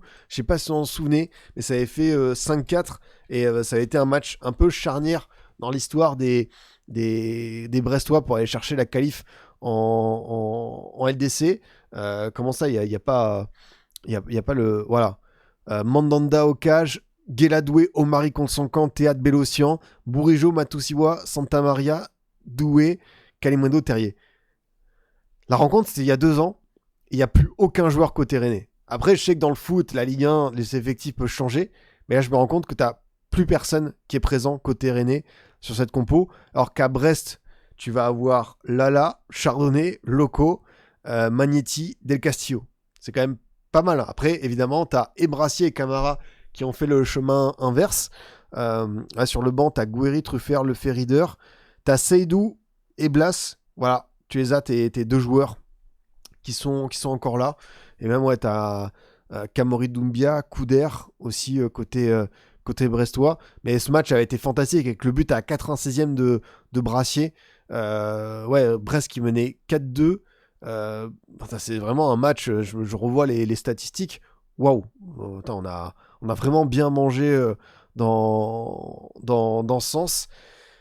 Maintenant, pour Brest, faut essayer de terminer la saison comme tu peux, les places bonus, voir quel joueur tu vas conserver l'an prochain. On a découvert Daouda Guindo qui est resté pour le coup sur le banc, que j'ai bien aimé. Est-ce que Junior Diaz, on va lui donner de la continuité? J'aime bien aussi Magnetti Chotard. Ajorc, très précieux à conserver. Ajorc qui a 32 ans. Est-ce que Ajorc, t'as pas aussi la tentation pour lui d'avoir un dernier gros contrat? Il va être sollicité, Ajorc aussi, je pense, cet été. La Bolascari qui va revenir de près à Lens. Dynam Ibé, t'as pas de situation à voir. En tout cas, ils auront fait une saison, même si c'est vrai que ça gagne pas depuis un petit moment, une saison pépère où ils sont vraiment à l'abri pour le maintien. Et là, nos Rennais, mine de rien, ça revient dans l'histoire du sprint final. 7ème encore, mais t'as repris 3 points sur l'OL, 3 points sur Marseille, et t'es là, tu peux espérer. Maintenant, Rennes va recevoir Angers. Si ça gagne, tu vois, par exemple, ça peut continuer à mettre la pression. Tu vas à Strasbourg, tu reçois Nantes, derby, toujours intéressant. Après, en fait, c'est vrai que t'as 3 matchs à la maison à ta portée si tu, normalement, vises une qualification européenne. Nantes, Angers et Paris FC. Et après, t'as 3 déplacements contre 3 adversaires, 3 concurrents directs. Ça peut être la solution. Est-ce que Rennes sait voyager? Est-ce que Rennes est prêt pour ces matchs à fort enjeu et à fort un petit peu... c'est bien parce que tu peux pas t'échapper là. C'est le moment clé révélateur et il faudra qu'il confirme. Et comme tu le dis, Yanal, oui, évidemment, ces 2 points perdus contre Metz, tu vas peut-être les regretter. Tu as aussi cette défaite contre Lille alors que tu étais sur une superbe série. Maintenant, c'est le lot de ce type d'équipe où tu sais pas trop où est-ce que ça peut finir. Est-ce que ça peut finir 3ème, 4ème? J'ai un peu de mal à y croire avec ce fameux calendrier dur où tu vas faire ces 3 déplacements. Maintenant, c'était le plus dur d'aller gagner à Brest et de relancer une dynamique. Même si tu as encaissé 3 buts, on est là. On est 4ème à l'extérieur, je trouve ça fou. Ah ouais, tu vois, je pensais que Rennes était plus loin au classement. Et bien, comme quoi, des fois, les impressions, ça peut un petit peu changer. On va enchaîner.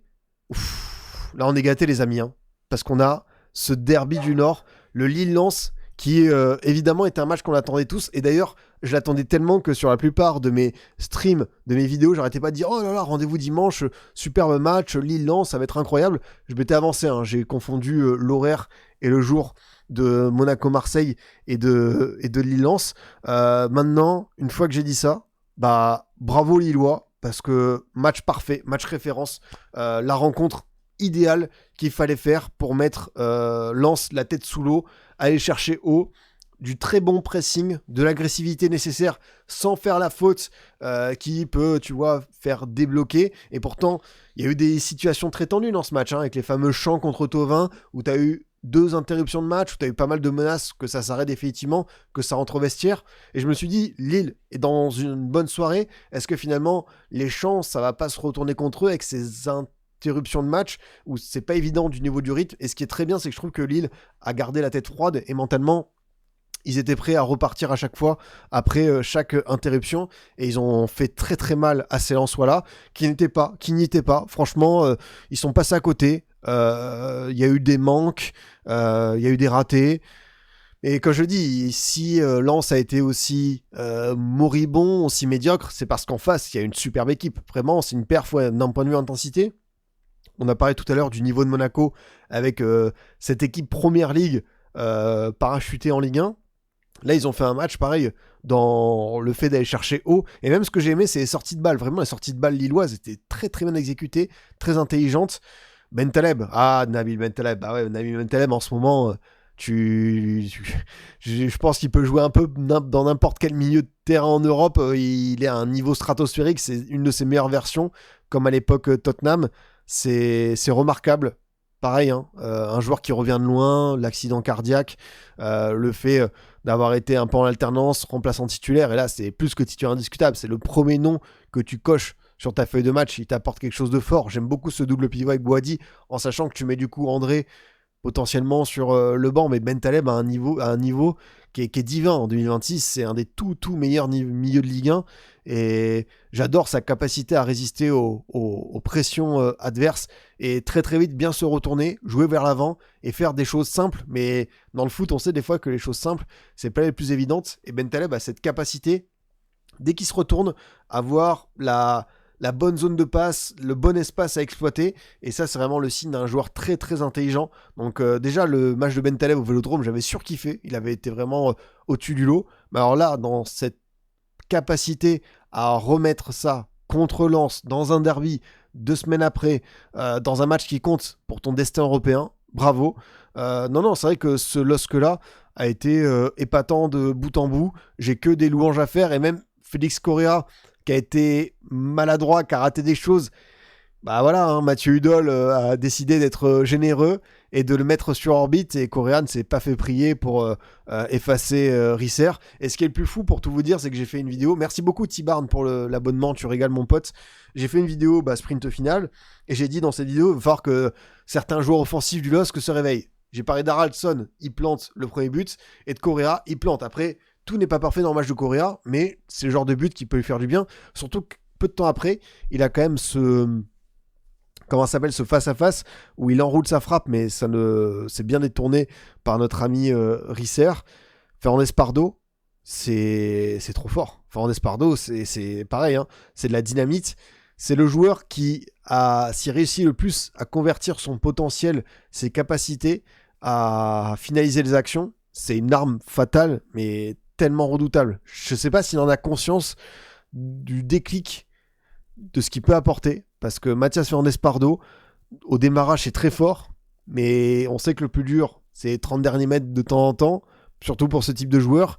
On a vu des situations où ça s'est un petit peu loupé, et non, vraiment, Fernandez Pardo, en ce moment, pareil, c'est du tout bon.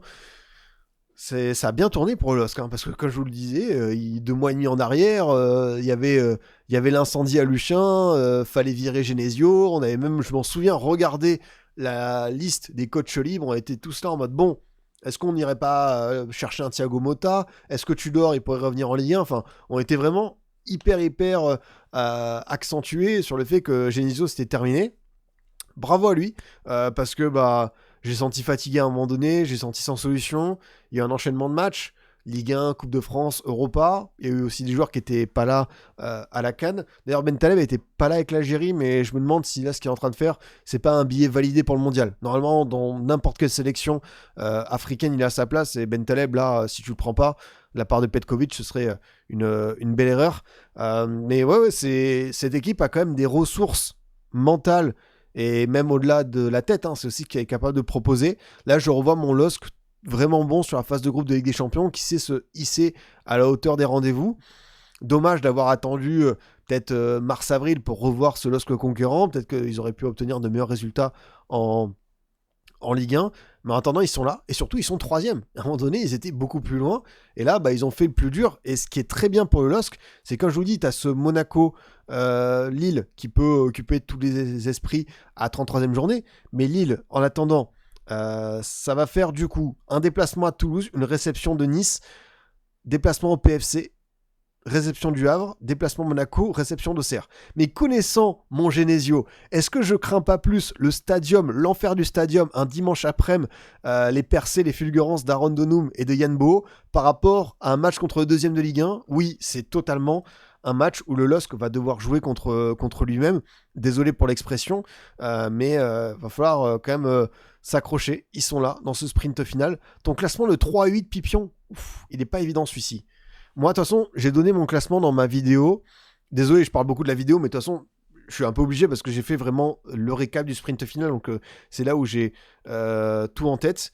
J'ai mis Marseille 3, Monaco 4, Lille 5, OL 6, Rennes 7, Strasbourg 8. Et quand je vois ce LOSC-là, je me dis, tiens, après, moi, je suis content parce que au tout début de la saison sur hors-jeu, j'avais annoncé Paris, Marseille, Monaco, Lille, top 4. Et finalement, Lille va peut-être retrouver ce chemin-là.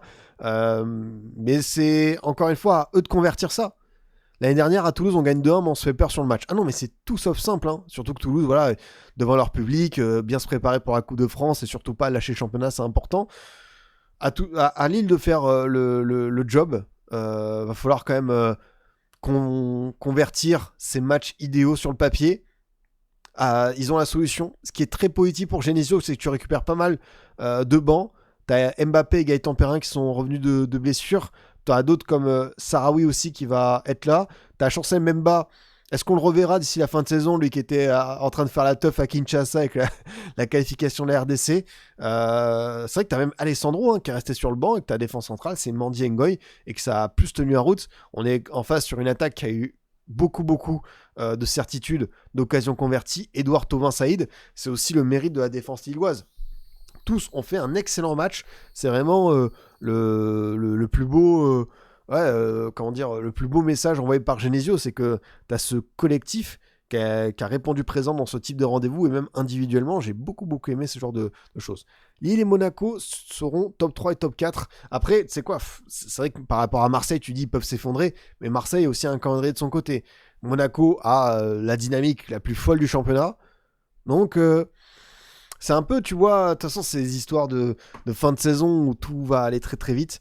Mais c'est vrai que ce Monaco-Lille, 33e journée, comme le Auxerre-Nice, hein, vous l'avez noté, hop, on peut faire. Attention, Lens, si ça craque, ça peut finir hors du top 4. Les gars, je veux bien qu'on peut jouer avec la peur parce que Lens va jouer contre le PSG, ils peuvent perdre. Et les équipes là, qui vont revenir à 6 points. Sinon, Lens va jouer. 2 fois Toulouse. Lens va à Brest, va à Nice, reçoit Nantes, reçoit le PSG, va à Lyon. Ils n'ont pas besoin de beaucoup de points, hein, peut-être pour accrocher cette deuxième place. Après, si Lille le fait, c'est incroyable comme remontée, mais je les vois quand même faire le job contre des équipes à leur portée. Là, en plus, ils ont 2 semaines de repos. Il y a le match amical contre Rouen le week-end prochain, mais il y a des équipes bien malades dans le lot. Hein. Et il y a des équipes qui n'ont plus grand-chose à jouer. Donc, Lens, j'ai du mal quand même à les voir faire n'importe quoi. C'est une équipe qui, d'ailleurs, souvent après une défaite, a bien rebondi. À eux de nous le prouver. Ce qui est sûr, c'est que Pierre Sage a employé des mots forts, qu'il a eu honte, qu'ils sont passés à côté. C'est vrai qu'il y a des joueurs qui... Voilà, Tchelik, il a eu un dans l'équipe, le pauvre, il s'est fait mélanger. Il a été pas attentif sur pas de situation. Gagnou qui concède ce penalty, même Sangaré, un de mes chouchous cette saison, c'est une de ses moins bonnes perfs.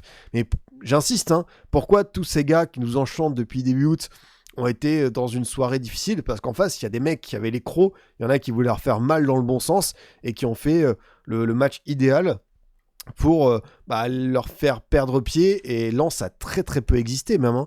Je sais pas combien, 0,59 d'XG, 5 tirs à 13, ouais, c'est vraiment une démonstration totale de bout en bout pour ces Lillois. Et non, c'est bien, parce que, quand je te dis, t'avais le match aller où ça avait mal tourné 3-0, là, tu as aussi l'occasion d'empêcher ton rival de concourir pour le titre. Donc, ça va être quelque chose, quoi. Ils n'ont pas encore eu de coup de mou. Si mener de la coupe, ça peut le faire mal. C'est vrai qu'il y a ce Lens-Toulouse, peut-être qu'il peut représenter une cassure. Mais voilà, on a souvent dit ça va lâcher au bout d'un moment, ça va lâcher pas un moment. Il reste 7 matchs, 8 avec la Coupe de France. J'ai pas envie d'enterrer Lens parce que c'est une équipe, comme je vous le dis, a eu des ressources pour très très vite se remobiliser. Et là, ok, c'était dur. Dommage de ne pas avoir le PSG très très vite dans une semaine. Donc peut-être comme ça, tu aurais pu être fixé. En mode, t'y crois encore ou ok, on se bascule sur la Coupe de France, on a sur le top 2. Maintenant, faudra voir. Une équipe dans le dur en ce moment.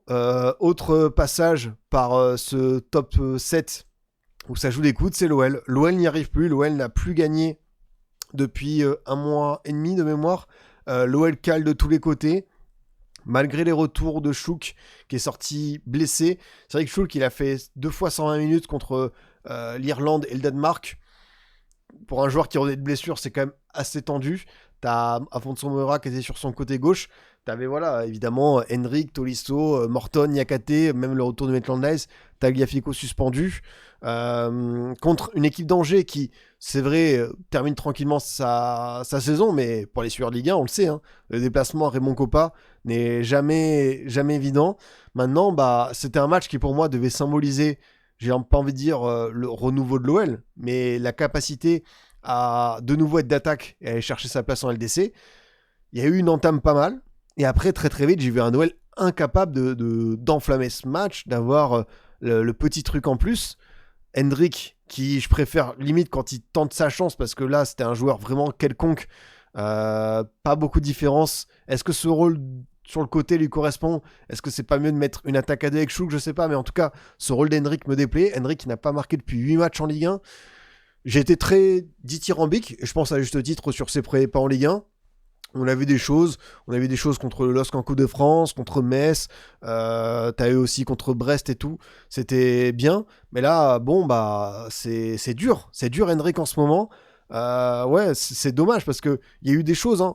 Également ce match au Vélodrome dans le côté playmaker qui m'a plu, mais c'est infâme en ce moment, enfin, faut le dire, par rapport aux attentes que t'as sur ce garçon. Après, c'est 19 ans, voilà, on peut toujours pondérer, mais on s'était tous dit, bon, l'OL de Fonseca sur la première partie de saison, c'est bien, c'est équilibré, tactiquement c'est fort, mais il leur manque un mec devant pour planter. Tu ramènes Hendrick, c'est lui l'élu de la prophétie, et l'élu de la prophétie, comme Anakin Skywalker, il va dans le temple Jedi déglinguer tous les apprentis. Donc Hendrick, là, il joue contre la force, et c'est vraiment, vraiment pas terrible ce qu'il propose. Dédicace à Willow, qui m'a fait une comparaison Pacho Mace Windu, qui en tant que fan de Star Wars m'a énormément plu.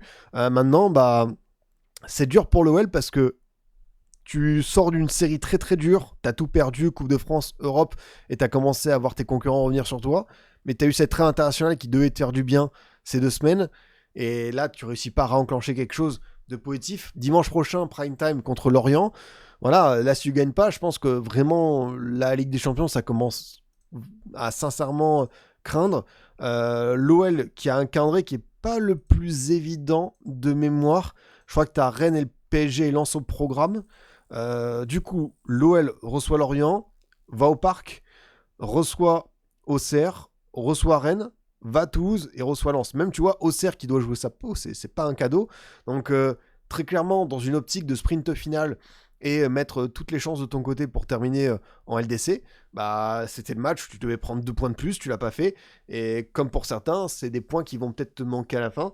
Et surtout, ouais, cet enchaînement positif qui fait défaut aux Lyonnais. Alors est-ce qu'on en veut à Fonseca de ne pas avoir de plan B?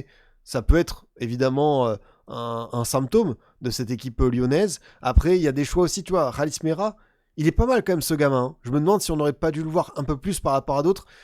T'as aussi eu des blessés, t'as Tolisso qui a laissé sa place à Rachid Ghezal qui a joué une demi-heure en Ligue 1 en 2026. C'est aussi le signe que l'OL a des limites dans son effectif. Mais en même temps, j'aime beaucoup Fonseca son travail, mais c'est le genre de match, quand t'es l'OL, quand t'as des ambitions, que t'as envie de retrouver la Coupe d'Europe et la très grande Coupe d'Europe, tu dois être capable de gagner. Ok, t'es malchanceux par rapport à des dynamiques de blessures, tout ce que tu veux, mais cet OL manque d'un truc supplémentaire.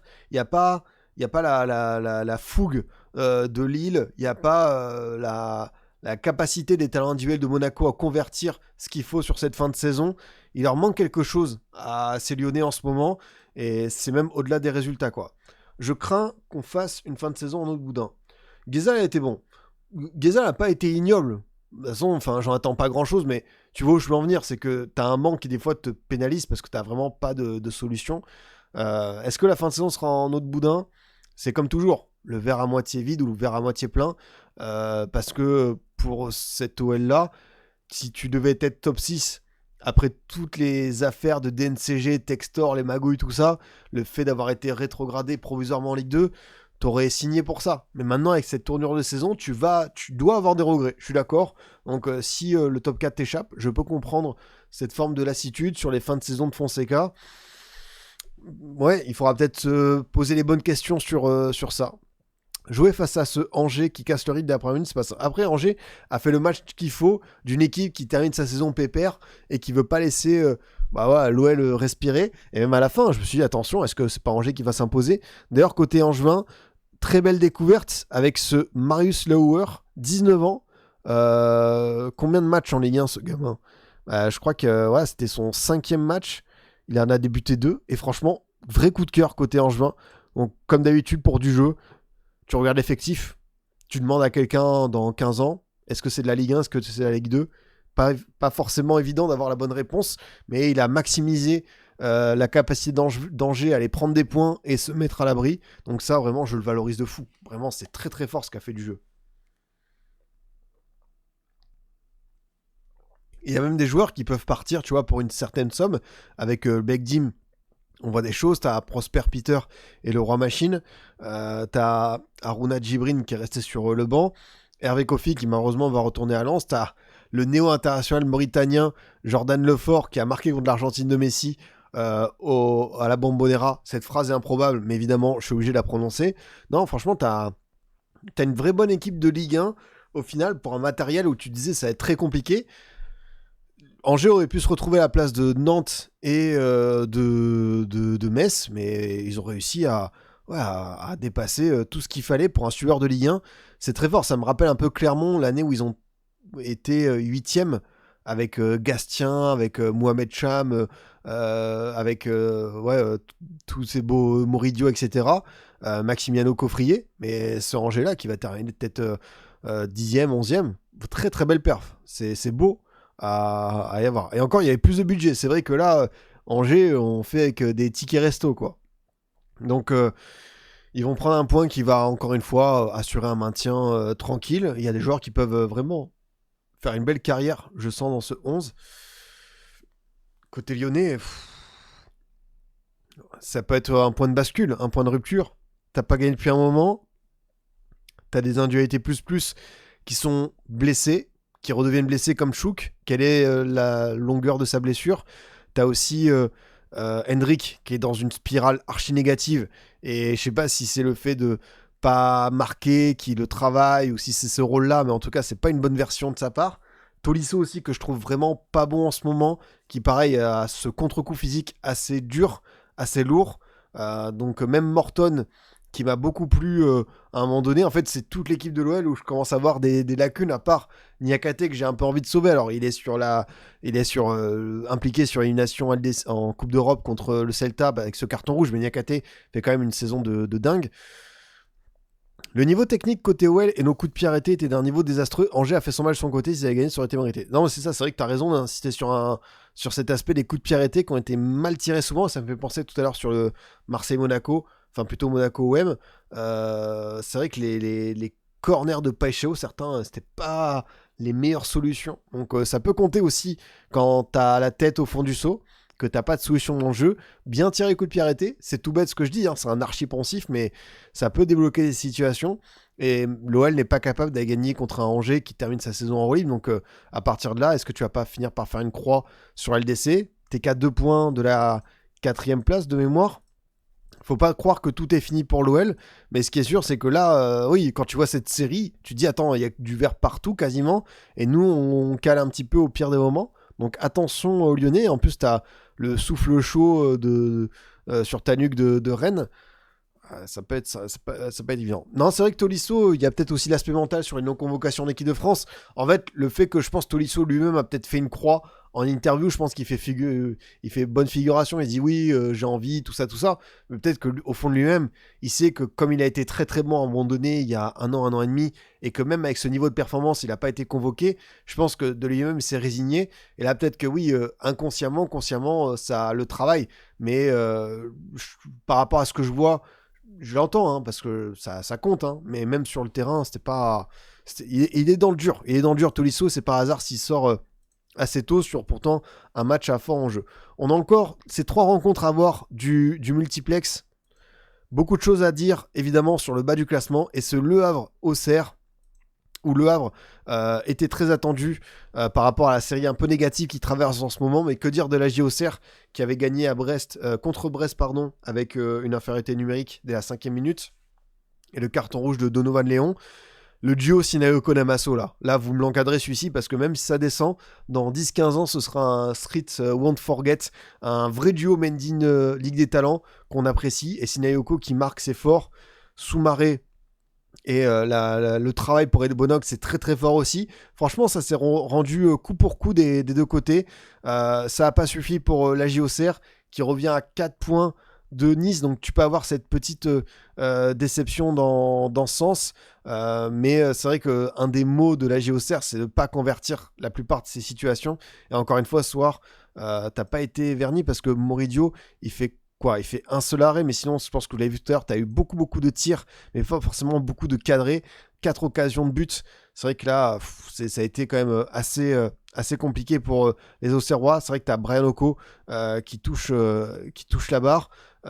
Combien de barres de poteaux ont été trouvées par les Auxerrois cette saison dans le top 5 européen? Ça va être un record. J'ai l'impression qu'à chaque match, c'est minimum 1 ou 2 fois les montants. Donc évidemment, c'est une équipe qui a très peu marqué cette saison. T'es à 23 buts en 28 journées, mais en nombre de poteaux, je sais pas si quelqu'un a la stat, a le courage d'aller me chercher ça, mais j'ai l'impression que les Auxerrois sont assez mal vernis. Ouais, c'est la chance, ça se provoque aussi, c'est vrai. Maintenant, je vois encore une équipe qui a des arguments, a des qualités. En face, t'as une équipe à Brest qui me plaît toujours autant dans sa capacité à souffrir et à pouvoir piquer sur certaines situations. C'est pour ça que même si mathématiquement, Le Havre est dans la même zone que Nice, où tu as le danger auxerrois qui peut revenir. Je suis plus confiant en leur capacité à sauver que les Niçois qui n'ont pas l'habitude de vivre ça. Et Le Havre, même si ça fait un long moment qu'ils n'ont pas gagné en Ligue 1, c'est quoi leur dernière victoire au Havre? C'est pas quand même le match contre Toulouse à 10 contre 11 pendant un moment, non? Bah si c'est ça en fait. C'est totalement ça. Donc tu vois, ça fait 6 matchs qu'ils n'ont pas gagné, et pourtant t'as pas l'urgence de la situation, parce que pour Le Havre, je peux pas dire que c'est la normalité de vivre ça, mais ils sont préparés, programmés sur ça, quoi. Donc l'entrée de Casimir qui ne sait pas faire une touche, match kata de Danois. C'est vrai que Danois a eu des standards assez hauts cette saison et c'était moins fort. Pas de banc et ça nous plombe. Ouais, t'as peut-être pointé du doigt certaines défaillances, le banc qui ne le fait pas. Nice et Nantes, s'ils descendent, ça me rappellera la saison où Bordeaux et Saint-Etienne sont descendus en 2020-2021. Alors, tu rajoutes une année, c'est parce que Bordeaux et Saint-Etienne, c'était 2021-2022, mais c'est une comparaison intéressante en mode deux monuments ou deux clubs quand même, tu vois, avec des moyens, avec des choses qui sont quand même bien connues. C'est vrai que ça peut s'entendre. Tu te dis que bon, souvent tu vas mettre du Le Havre, du Metz, du Lorient, du Angers, et là, c'est vrai que ce seraient deux équipes qui occuperaient quand même des places assez certaine, surtout que pour Nice, tu as l'épreuve du barrage qui peut être redoutable, mais les Auxerrois sont pas encore sortis d'affaire, il faudra aller chercher des points supplémentaires sur ces derniers matchs. C'est dommage parce que là, tu pouvais vraiment remettre un petit coup de pression avec 2 points seulement de retard sur les Niçois. Ce qui est bien, c'est que là, tu peux peut-être définitivement enterrer les Nantais week-end prochain. Auxerre-Nantes, samedi 19h. Pour une fois que ce match, un créneau, on va bien enchaîner avec le Brest-Rennes. Après, tu vas à Monaco, tu vas à Lyon, tu reçois Angers, tu reçois Nice et tu vas à Lille. C'est vrai qu'il faut prendre ces 3 points contre Nantes parce qu'après, tu as 2 déplacements archi relous contre des équipes qui chassent l'Europe. Mais Auxerre est aussi capable, je ne suis pas défaitiste, pessimiste, ils sont capables d'aller chercher des résultats là-bas. Maintenant, ouais, tu as des joueurs qui ont pu être des déceptions cette saison. Ah bon, c'est Koumara, qu'est-ce qu'on va faire de toi? C'est vrai qu'il a fait peu de changements, l'ami Pellissier, parce que tu as Diousé, Amada, en fait, il a fait rentrer que les attaquants et les joueurs offensifs. Maintenant, il va falloir quand même s'accrocher un petit peu, en donner plus côté Auxerrois. Mais c'est vrai que Romain Fèvre, il fait une belle saison. Franchement, Romain Fèvre, il est bien mieux, je suis d'accord avec toi. 2020-2021, c'est qui descend? 2020-2021, t'as Dijon qui fait une saison ignoble. Je pense que t'as Lorient qui descend avec époque Pellissier de mémoire. Et l'autre équipe qui descend, parce que avant c'est la saison Covid, donc t'as Amiens et Nîmes, Nîmes et Toulouse qui sautent. Donc tu dois avoir Dijon, Lorient et j'aurais peut-être non, parce que la saison d'après c'est Metz, Saint-Étienne et Bordeaux. Du coup, on va aller voir le petit quiz, parce que là j'aurais pas la saison totale. Est-ce que j'ai une autre équipe qui me vient en tête? Pas forcément. Tac. Non, en fait, c'est ça, c'est Nantes qui se sauve en barrage. Ah, c'est Nîmes qui descend là. Oh, c'est Nîmes qui descend là. Bien vu. J'avais totalement zappé cette histoire, quoi. Nantes qui descend, qui fait barrage avec 40 points. Ouais, cette saison a été folle, avec Lille champion 83, PSG deuxième 82, Monaco 78, troisième et l'OL 76. Marseille 5e, 16 points d'écart entre le 5e et le 4e. Ah, c'est vraiment une saison d'anthologie. On a vraiment, vraiment kiffé la Ligue 1 cette année-là. Ouais, c'est vrai que c'est le premier but des Bonog. Ouais, pareil, hein, tu vois, il y a des joueurs, je disais, côté Angers, mais désolé mon ami Avré, mais Gournadouat, Seco, Soumaré, Sanganté qui a annoncé pas mal en Espagne. Soit à Séville s'il se maintient en Liga, soit à Celta Vigo pour poursuivre sa carrière, fin de contrat, à 23 ans. Tu vois, Sanganté, équipe première partie de tableau de Ligue 1, je l'aurais gardé, je pense. On va parler maintenant de ce match de la peur, El Famoso, Metz-Nantes, le 18e contre le 17e, et quoi de mieux qu'un bon 0-0 pour le 0-0 qui arrange personne, parce que là, à 6 journées de la fin, fallait prendre des points. Maintenant, on savait que Metz était finito de chez finito, même s'ils sont allés prendre un point contre Rennes, il y a eu un semblant de rébellion contre Toulouse. Là, tu gagnes pas, alors que les autres, ils sont à 10 pendant 50-55 minutes. Donc, c'est là où tu dois faire bien mieux pour avoir un éventuel espoir très très lointain de maintien, mais quand t'as pas gagné depuis novembre, ça a quand même commencé à bien picoter. Le niveau cadavérique de ce match. Mais de toute façon, qui s'est posé devant ? À part Bruce Granek, pour dire j'ai passé un week-end mitigé, mais oui Bruce, tu te fais du mal, faut arrêter là, c'est fini, il faut débrancher le truc. Là c'est juste prendre l'abonnement à Beansport, se préparer le vendredi à entendre Clément Grèze et Robert Malm parler de Pau Nantes, c'est tout. Maintenant il n'y a plus rien à faire, c'est finito de chez finito. On s'est dit bon, coach Vaïd c'est rigolo, mais il en reste 7 matchs, c'est un match contre le PSG en plus, et on a revu le calendrier, pour moi c'est fini, enfin j'y crois plus. Après, on sait que dans le foot, les miracles, ça existe. Mais pour Nantes, ça fait trop longtemps qu'il y a plus trop d'espoir, quoi. Tu vas au Cercle, tu reçois Brest, tu vas au Parc, tu vas à Rennes, tu reçois Marseille, tu vas à Lens, tu reçois Toulouse. Combien de points, là, ça peut prendre ? Tu peux prendre 6 points maximum, si tu en sors bien. Mais 6 points ne sera pas suffisant. Et en plus, dans les matchs de barrage, ça va être dur. Comme tu le dis, c'est ça, Motlis. Contre Strasbourg, et en fait, je pense que le match contre Strasbourg, c'est le pire parce que ça termine avec une défaite, alors que pour une fois, on a vu des choses dans le jeu. Et il faut le dire, Strasbourg ne mérite pas forcément sa victoire, mais a été assez réaliste, efficace, notamment avec l'entrée de Paincelli.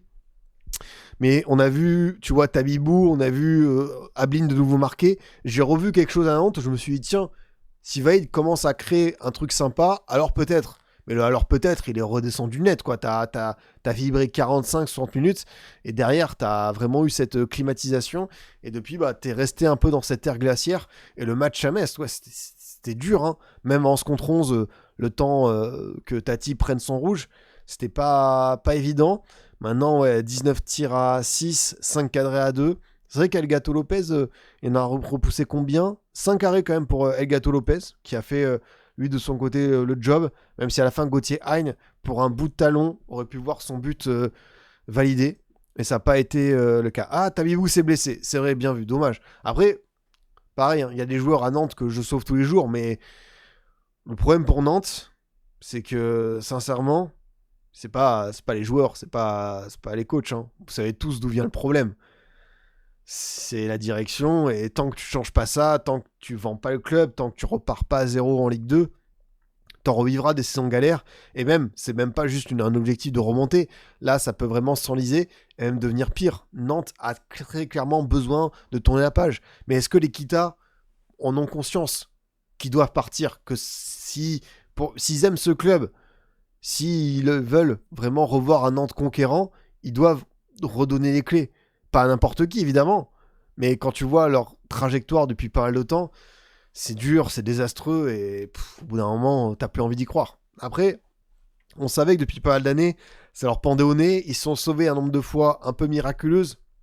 Des fois, ils ont bénéficié de clubs qui étaient bien plus mauvais, donc tant mieux. Ils ont eu aussi du beau moqueur avec la Coupe de France, la petite Europa League. Et au final, tu finis par te faire archi sanctionner. C'est une saison horrible de bout en bout. Castro, c'était une bonne idée, mais tu n'as pas laissé le temps. Tu as fait le choix de Cantari qui n'était pas le bon, c'était pas le bon profil.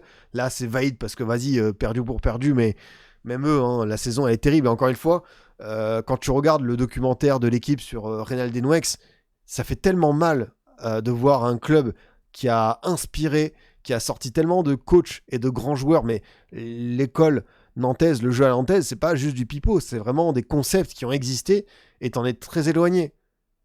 J'espère que le successeur saura remettre ça, l'église au centre du village, parce que Nantes on a grandement besoin.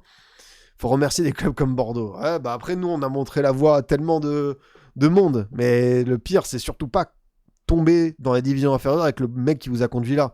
Ça marche pas comme ça. Donc rude pour les Nantais. J'ai pas envie de dire adieu parce que voilà, il reste 7 matchs, mais ça sent quand même vraiment la fin. Et enfin, on avait le match peut-être le plus milieu de tableau possible, mais bon, bah il en faut aussi comme ça. Ce Lorient-Paris FC, et quoi de mieux qu'un partout pour se quitter bons amis.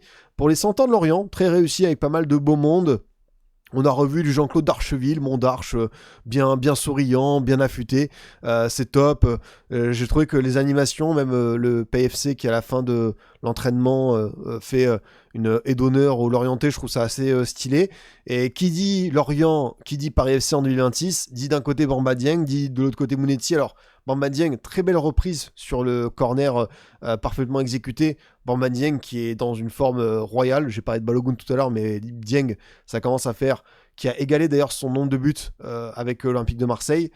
C'est très bien pour lui. Il est revenu en sélection sénégalaise. C'est ce qu'il fallait pour accrocher une Coupe du Monde. Il fallait une deuxième partie de saison de fou furieux. Et il est là. Et franchement, ça marche très fort. Donc, c'est bien parce qu'il a su saisir l'opportunité, le départ des juniors croupis, le fait d'avoir des attaquants qui tournaient entre Bamba, entre Soumano, entre Tosin. Et lui, il a vraiment su capitaliser sur les premiers matchs de Coupe de France et derrière de ne pas lâcher l'affaire. Donc, j'aime bien ce genre de parcours, tu vois, où c'est jamais enterré définitivement. Demain, il y aura le match des légendes avec tous les grands joueurs, Pastore et tout. Alors là, attends. Match des légendes, Lorient. Parce que là, je pense qu'on peut se faire plaisir. Le casting des Lorientais. Hop. Oh là là. Là, je vois déjà des noms. J'ai vu du Gourcuff. J'ai vu des choses qui sont exceptionnelles. FCL légende. Laurent Koscielny, Kevin Gamero, Jean-Claude Darcheville, Fabien Audard, Christophe Jallet, Fabrice Abriel, Michael Essiani, Jérémy Morel, Stéphane Pedron, Pascal Feindouno. Ils vont reformer Feindouno Darcheville, je les kiffe. Vincent Le Goff, Arnaud Lelanne, Sylvain Marchal. Mais attends, Vincent Le Goff, il a pris sa retraite parce qu'il est pas si vieux, non? Vincent Le Goff, 36 ans. Ah ouais, il a arrêté. Putain, c'est ouf, quoi. Je pensais que... Il a quand même un visage assez juvénile, donc je pensais pas que ce gars-là, tu vois, il avait arrêté sa carrière. Arnaud Lelanne, Sylvain Marchal, Marc Bautruche, Xavier Dablemont, Oscar Ewolo, Yvon Pouliquin, Alizé Flagella, Rémi Gaillard. C'est vrai que pour le clin d'œil Coupe de France, Fouma, le joueur de IFC, Eric Richard, la team des légendes. On va quand même avoir une équipe qui va aligner en même temps Pastore, Gourcuff, Pires. La ligne de 3 pour servir Mamadou Niang, génial. T'as aussi Govou, Hilton, Diawara, Jessica Awara, Kossi, Alessandrini, Ntep, Pitropa, Van Boyton, Waro, Luis Hernandez. Après, là, tu as du beau monde. Hein. T'as du Valiénard, du Paul Mirabel, du Malik Bentala. Là, tu as Le Bouzeux. Voilà, là, après, ça s'éloigne.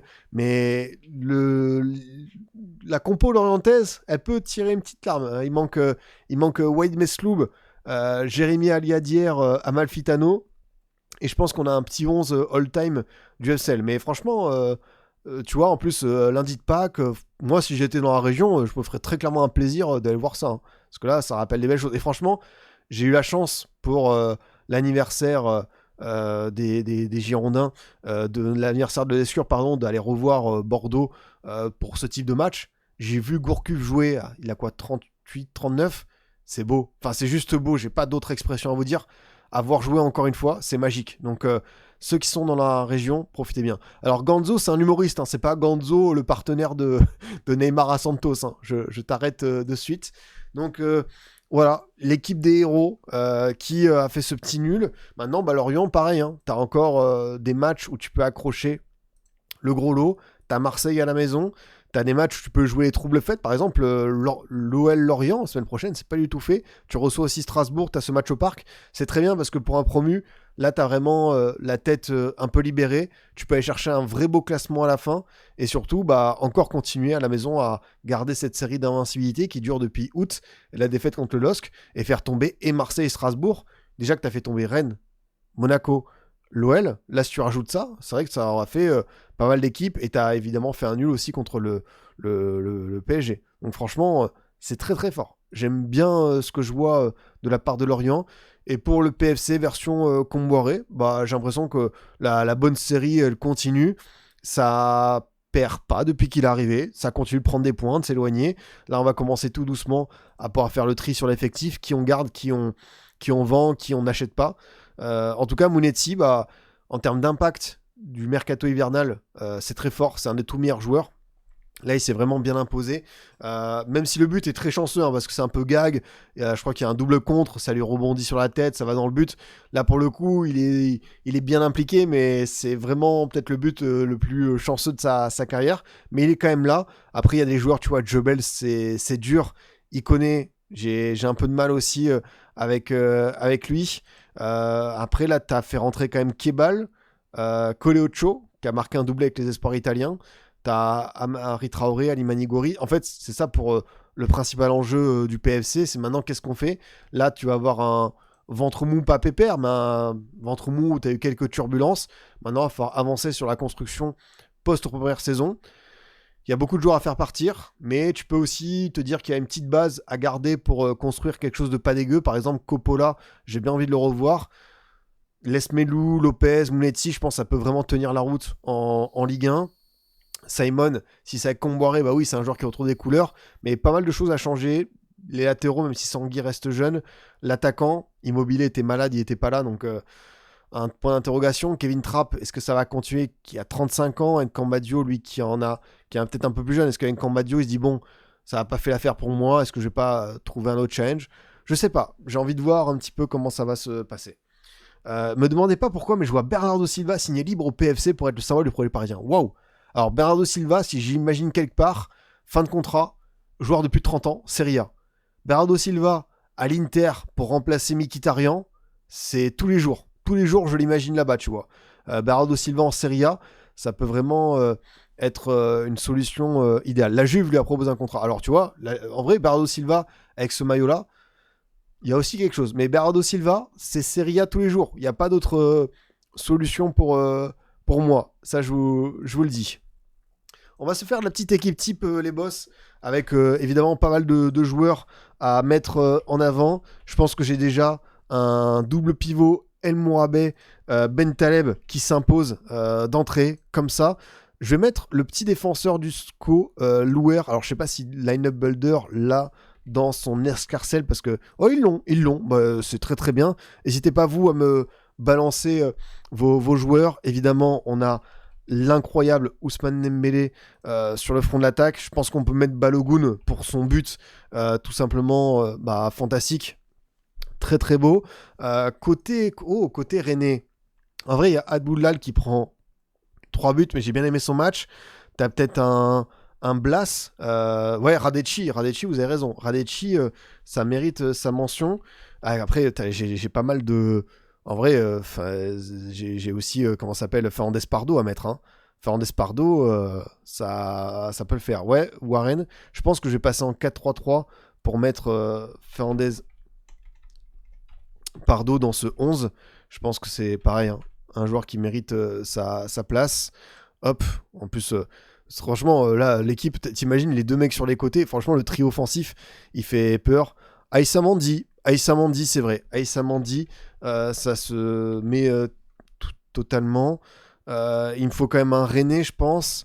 Tac. Thésée, je pense que je peux le mettre dans ce couloir-là. Qui, du coup, va pouvoir faire l'affaire. Bon, j'ai pas mis d'Avré, j'ai pas mis de Messin, j'ai pas mis de l'Orienté. Il y a pas mal de monde qui va me manquer à l'appel. Est-ce que je mets pas un Blas qui est buteur? Je peux mettre peut-être un Blas qui est buteur. Je pense que je peux mettre un Blas dans ce sens. Ça peut être quand même bien. Et Warren, ouais. Warren, Kenya, Perrault. Ah, Perrault, il fait un gros match, c'est vrai. Bah, je mettrai peut-être Zaire Emery demain pour l'équipe hors jeu. Tu connais, on distribue des points un petit peu à droite à gauche pour tout le monde. Mais on a quand même une belle équipe. Hein. Radecki au cage, Thésée, Louer, Mandi, Perrault, Ludovic Blas, El Morabet, Ben Taleb au milieu de terrain, Dembélé, Balogun, Fernandez Pardo. Je suis très très fan de cette composition d'équipe. Ben Taleb MVP, ça me va. Franchement, ça a du sens. On se retrouvera du coup week-end prochain pour cette 34e Pas du tout 34e journée, 29e journée. Attendez, on n'a pas encore terminé cette Ligue 1. Paris FC Monaco à 19h, soyez prévenus. Marseille-Metz, 21h05. On a Auxerre-Nantes à 19h, Rennes-Angers à 21h05. Nice-Le Havre, 17h15, en même temps que Toulouse-Lille. Et donc Lyon-Lorient, on a bien sûr le Lens PSG qui a été reporté au mois de mai. Et bien sûr, on a évidemment la possibilité d'avoir de la Ligue des Champions, les amis. Et oui, on va se retrouver du côté, je crois, de l'Alliance... du Bernabéu d'abord. On a évidemment le Bayern Real et le fameux Sporting Arsenal qui sont là direct. Hop, on va enchaîner. Donc mardi soir, débrief Ligue des Champions avec Real Bayern, Sporting Arsenal. Et le mercredi, on sera là également. Barça Atlético, PSG Liverpool. On l'attend très très fort. Cette soirée du mercredi 8 avril, ça va être fantastique. Donc soyez là, on fera les deux débriefs mardi et mercredi soir. Nous, on se revoit demain sur hors-jeu. Donc ce sera un hors-jeu à distance normalement. Donc on sera là derrière nos petits écrans pour débriefer aussi tout ce qui s'est passé en Europe. Merci à vous de m'avoir suivi, comme je l'avais promis. Débrief de 2 heures. J'ai parlé de tout le monde, donc... il y a des commentaires que je veux pas voir, genre t'as pas parlé d'un tel, t'as oublié de mentionner ça. Non, ici on parle de toute la Ligue 1. Merci évidemment à vous de m'avoir suivi, de m'avoir mis plein de commentaires, d'abonnements. Vous régalez les boss. Également pour ceux qui sont arrivés en cours, on est disponible en replay sur YouTube, également en podcast avec le code de Scipion, Spotify, Deezer et Apple. Encore une fois, demain, 18h hors jeu, et puis mardi et mercredi soir, débrief LDC. Salut à tous les boss, profitez bien de votre jour férié demain. Salut!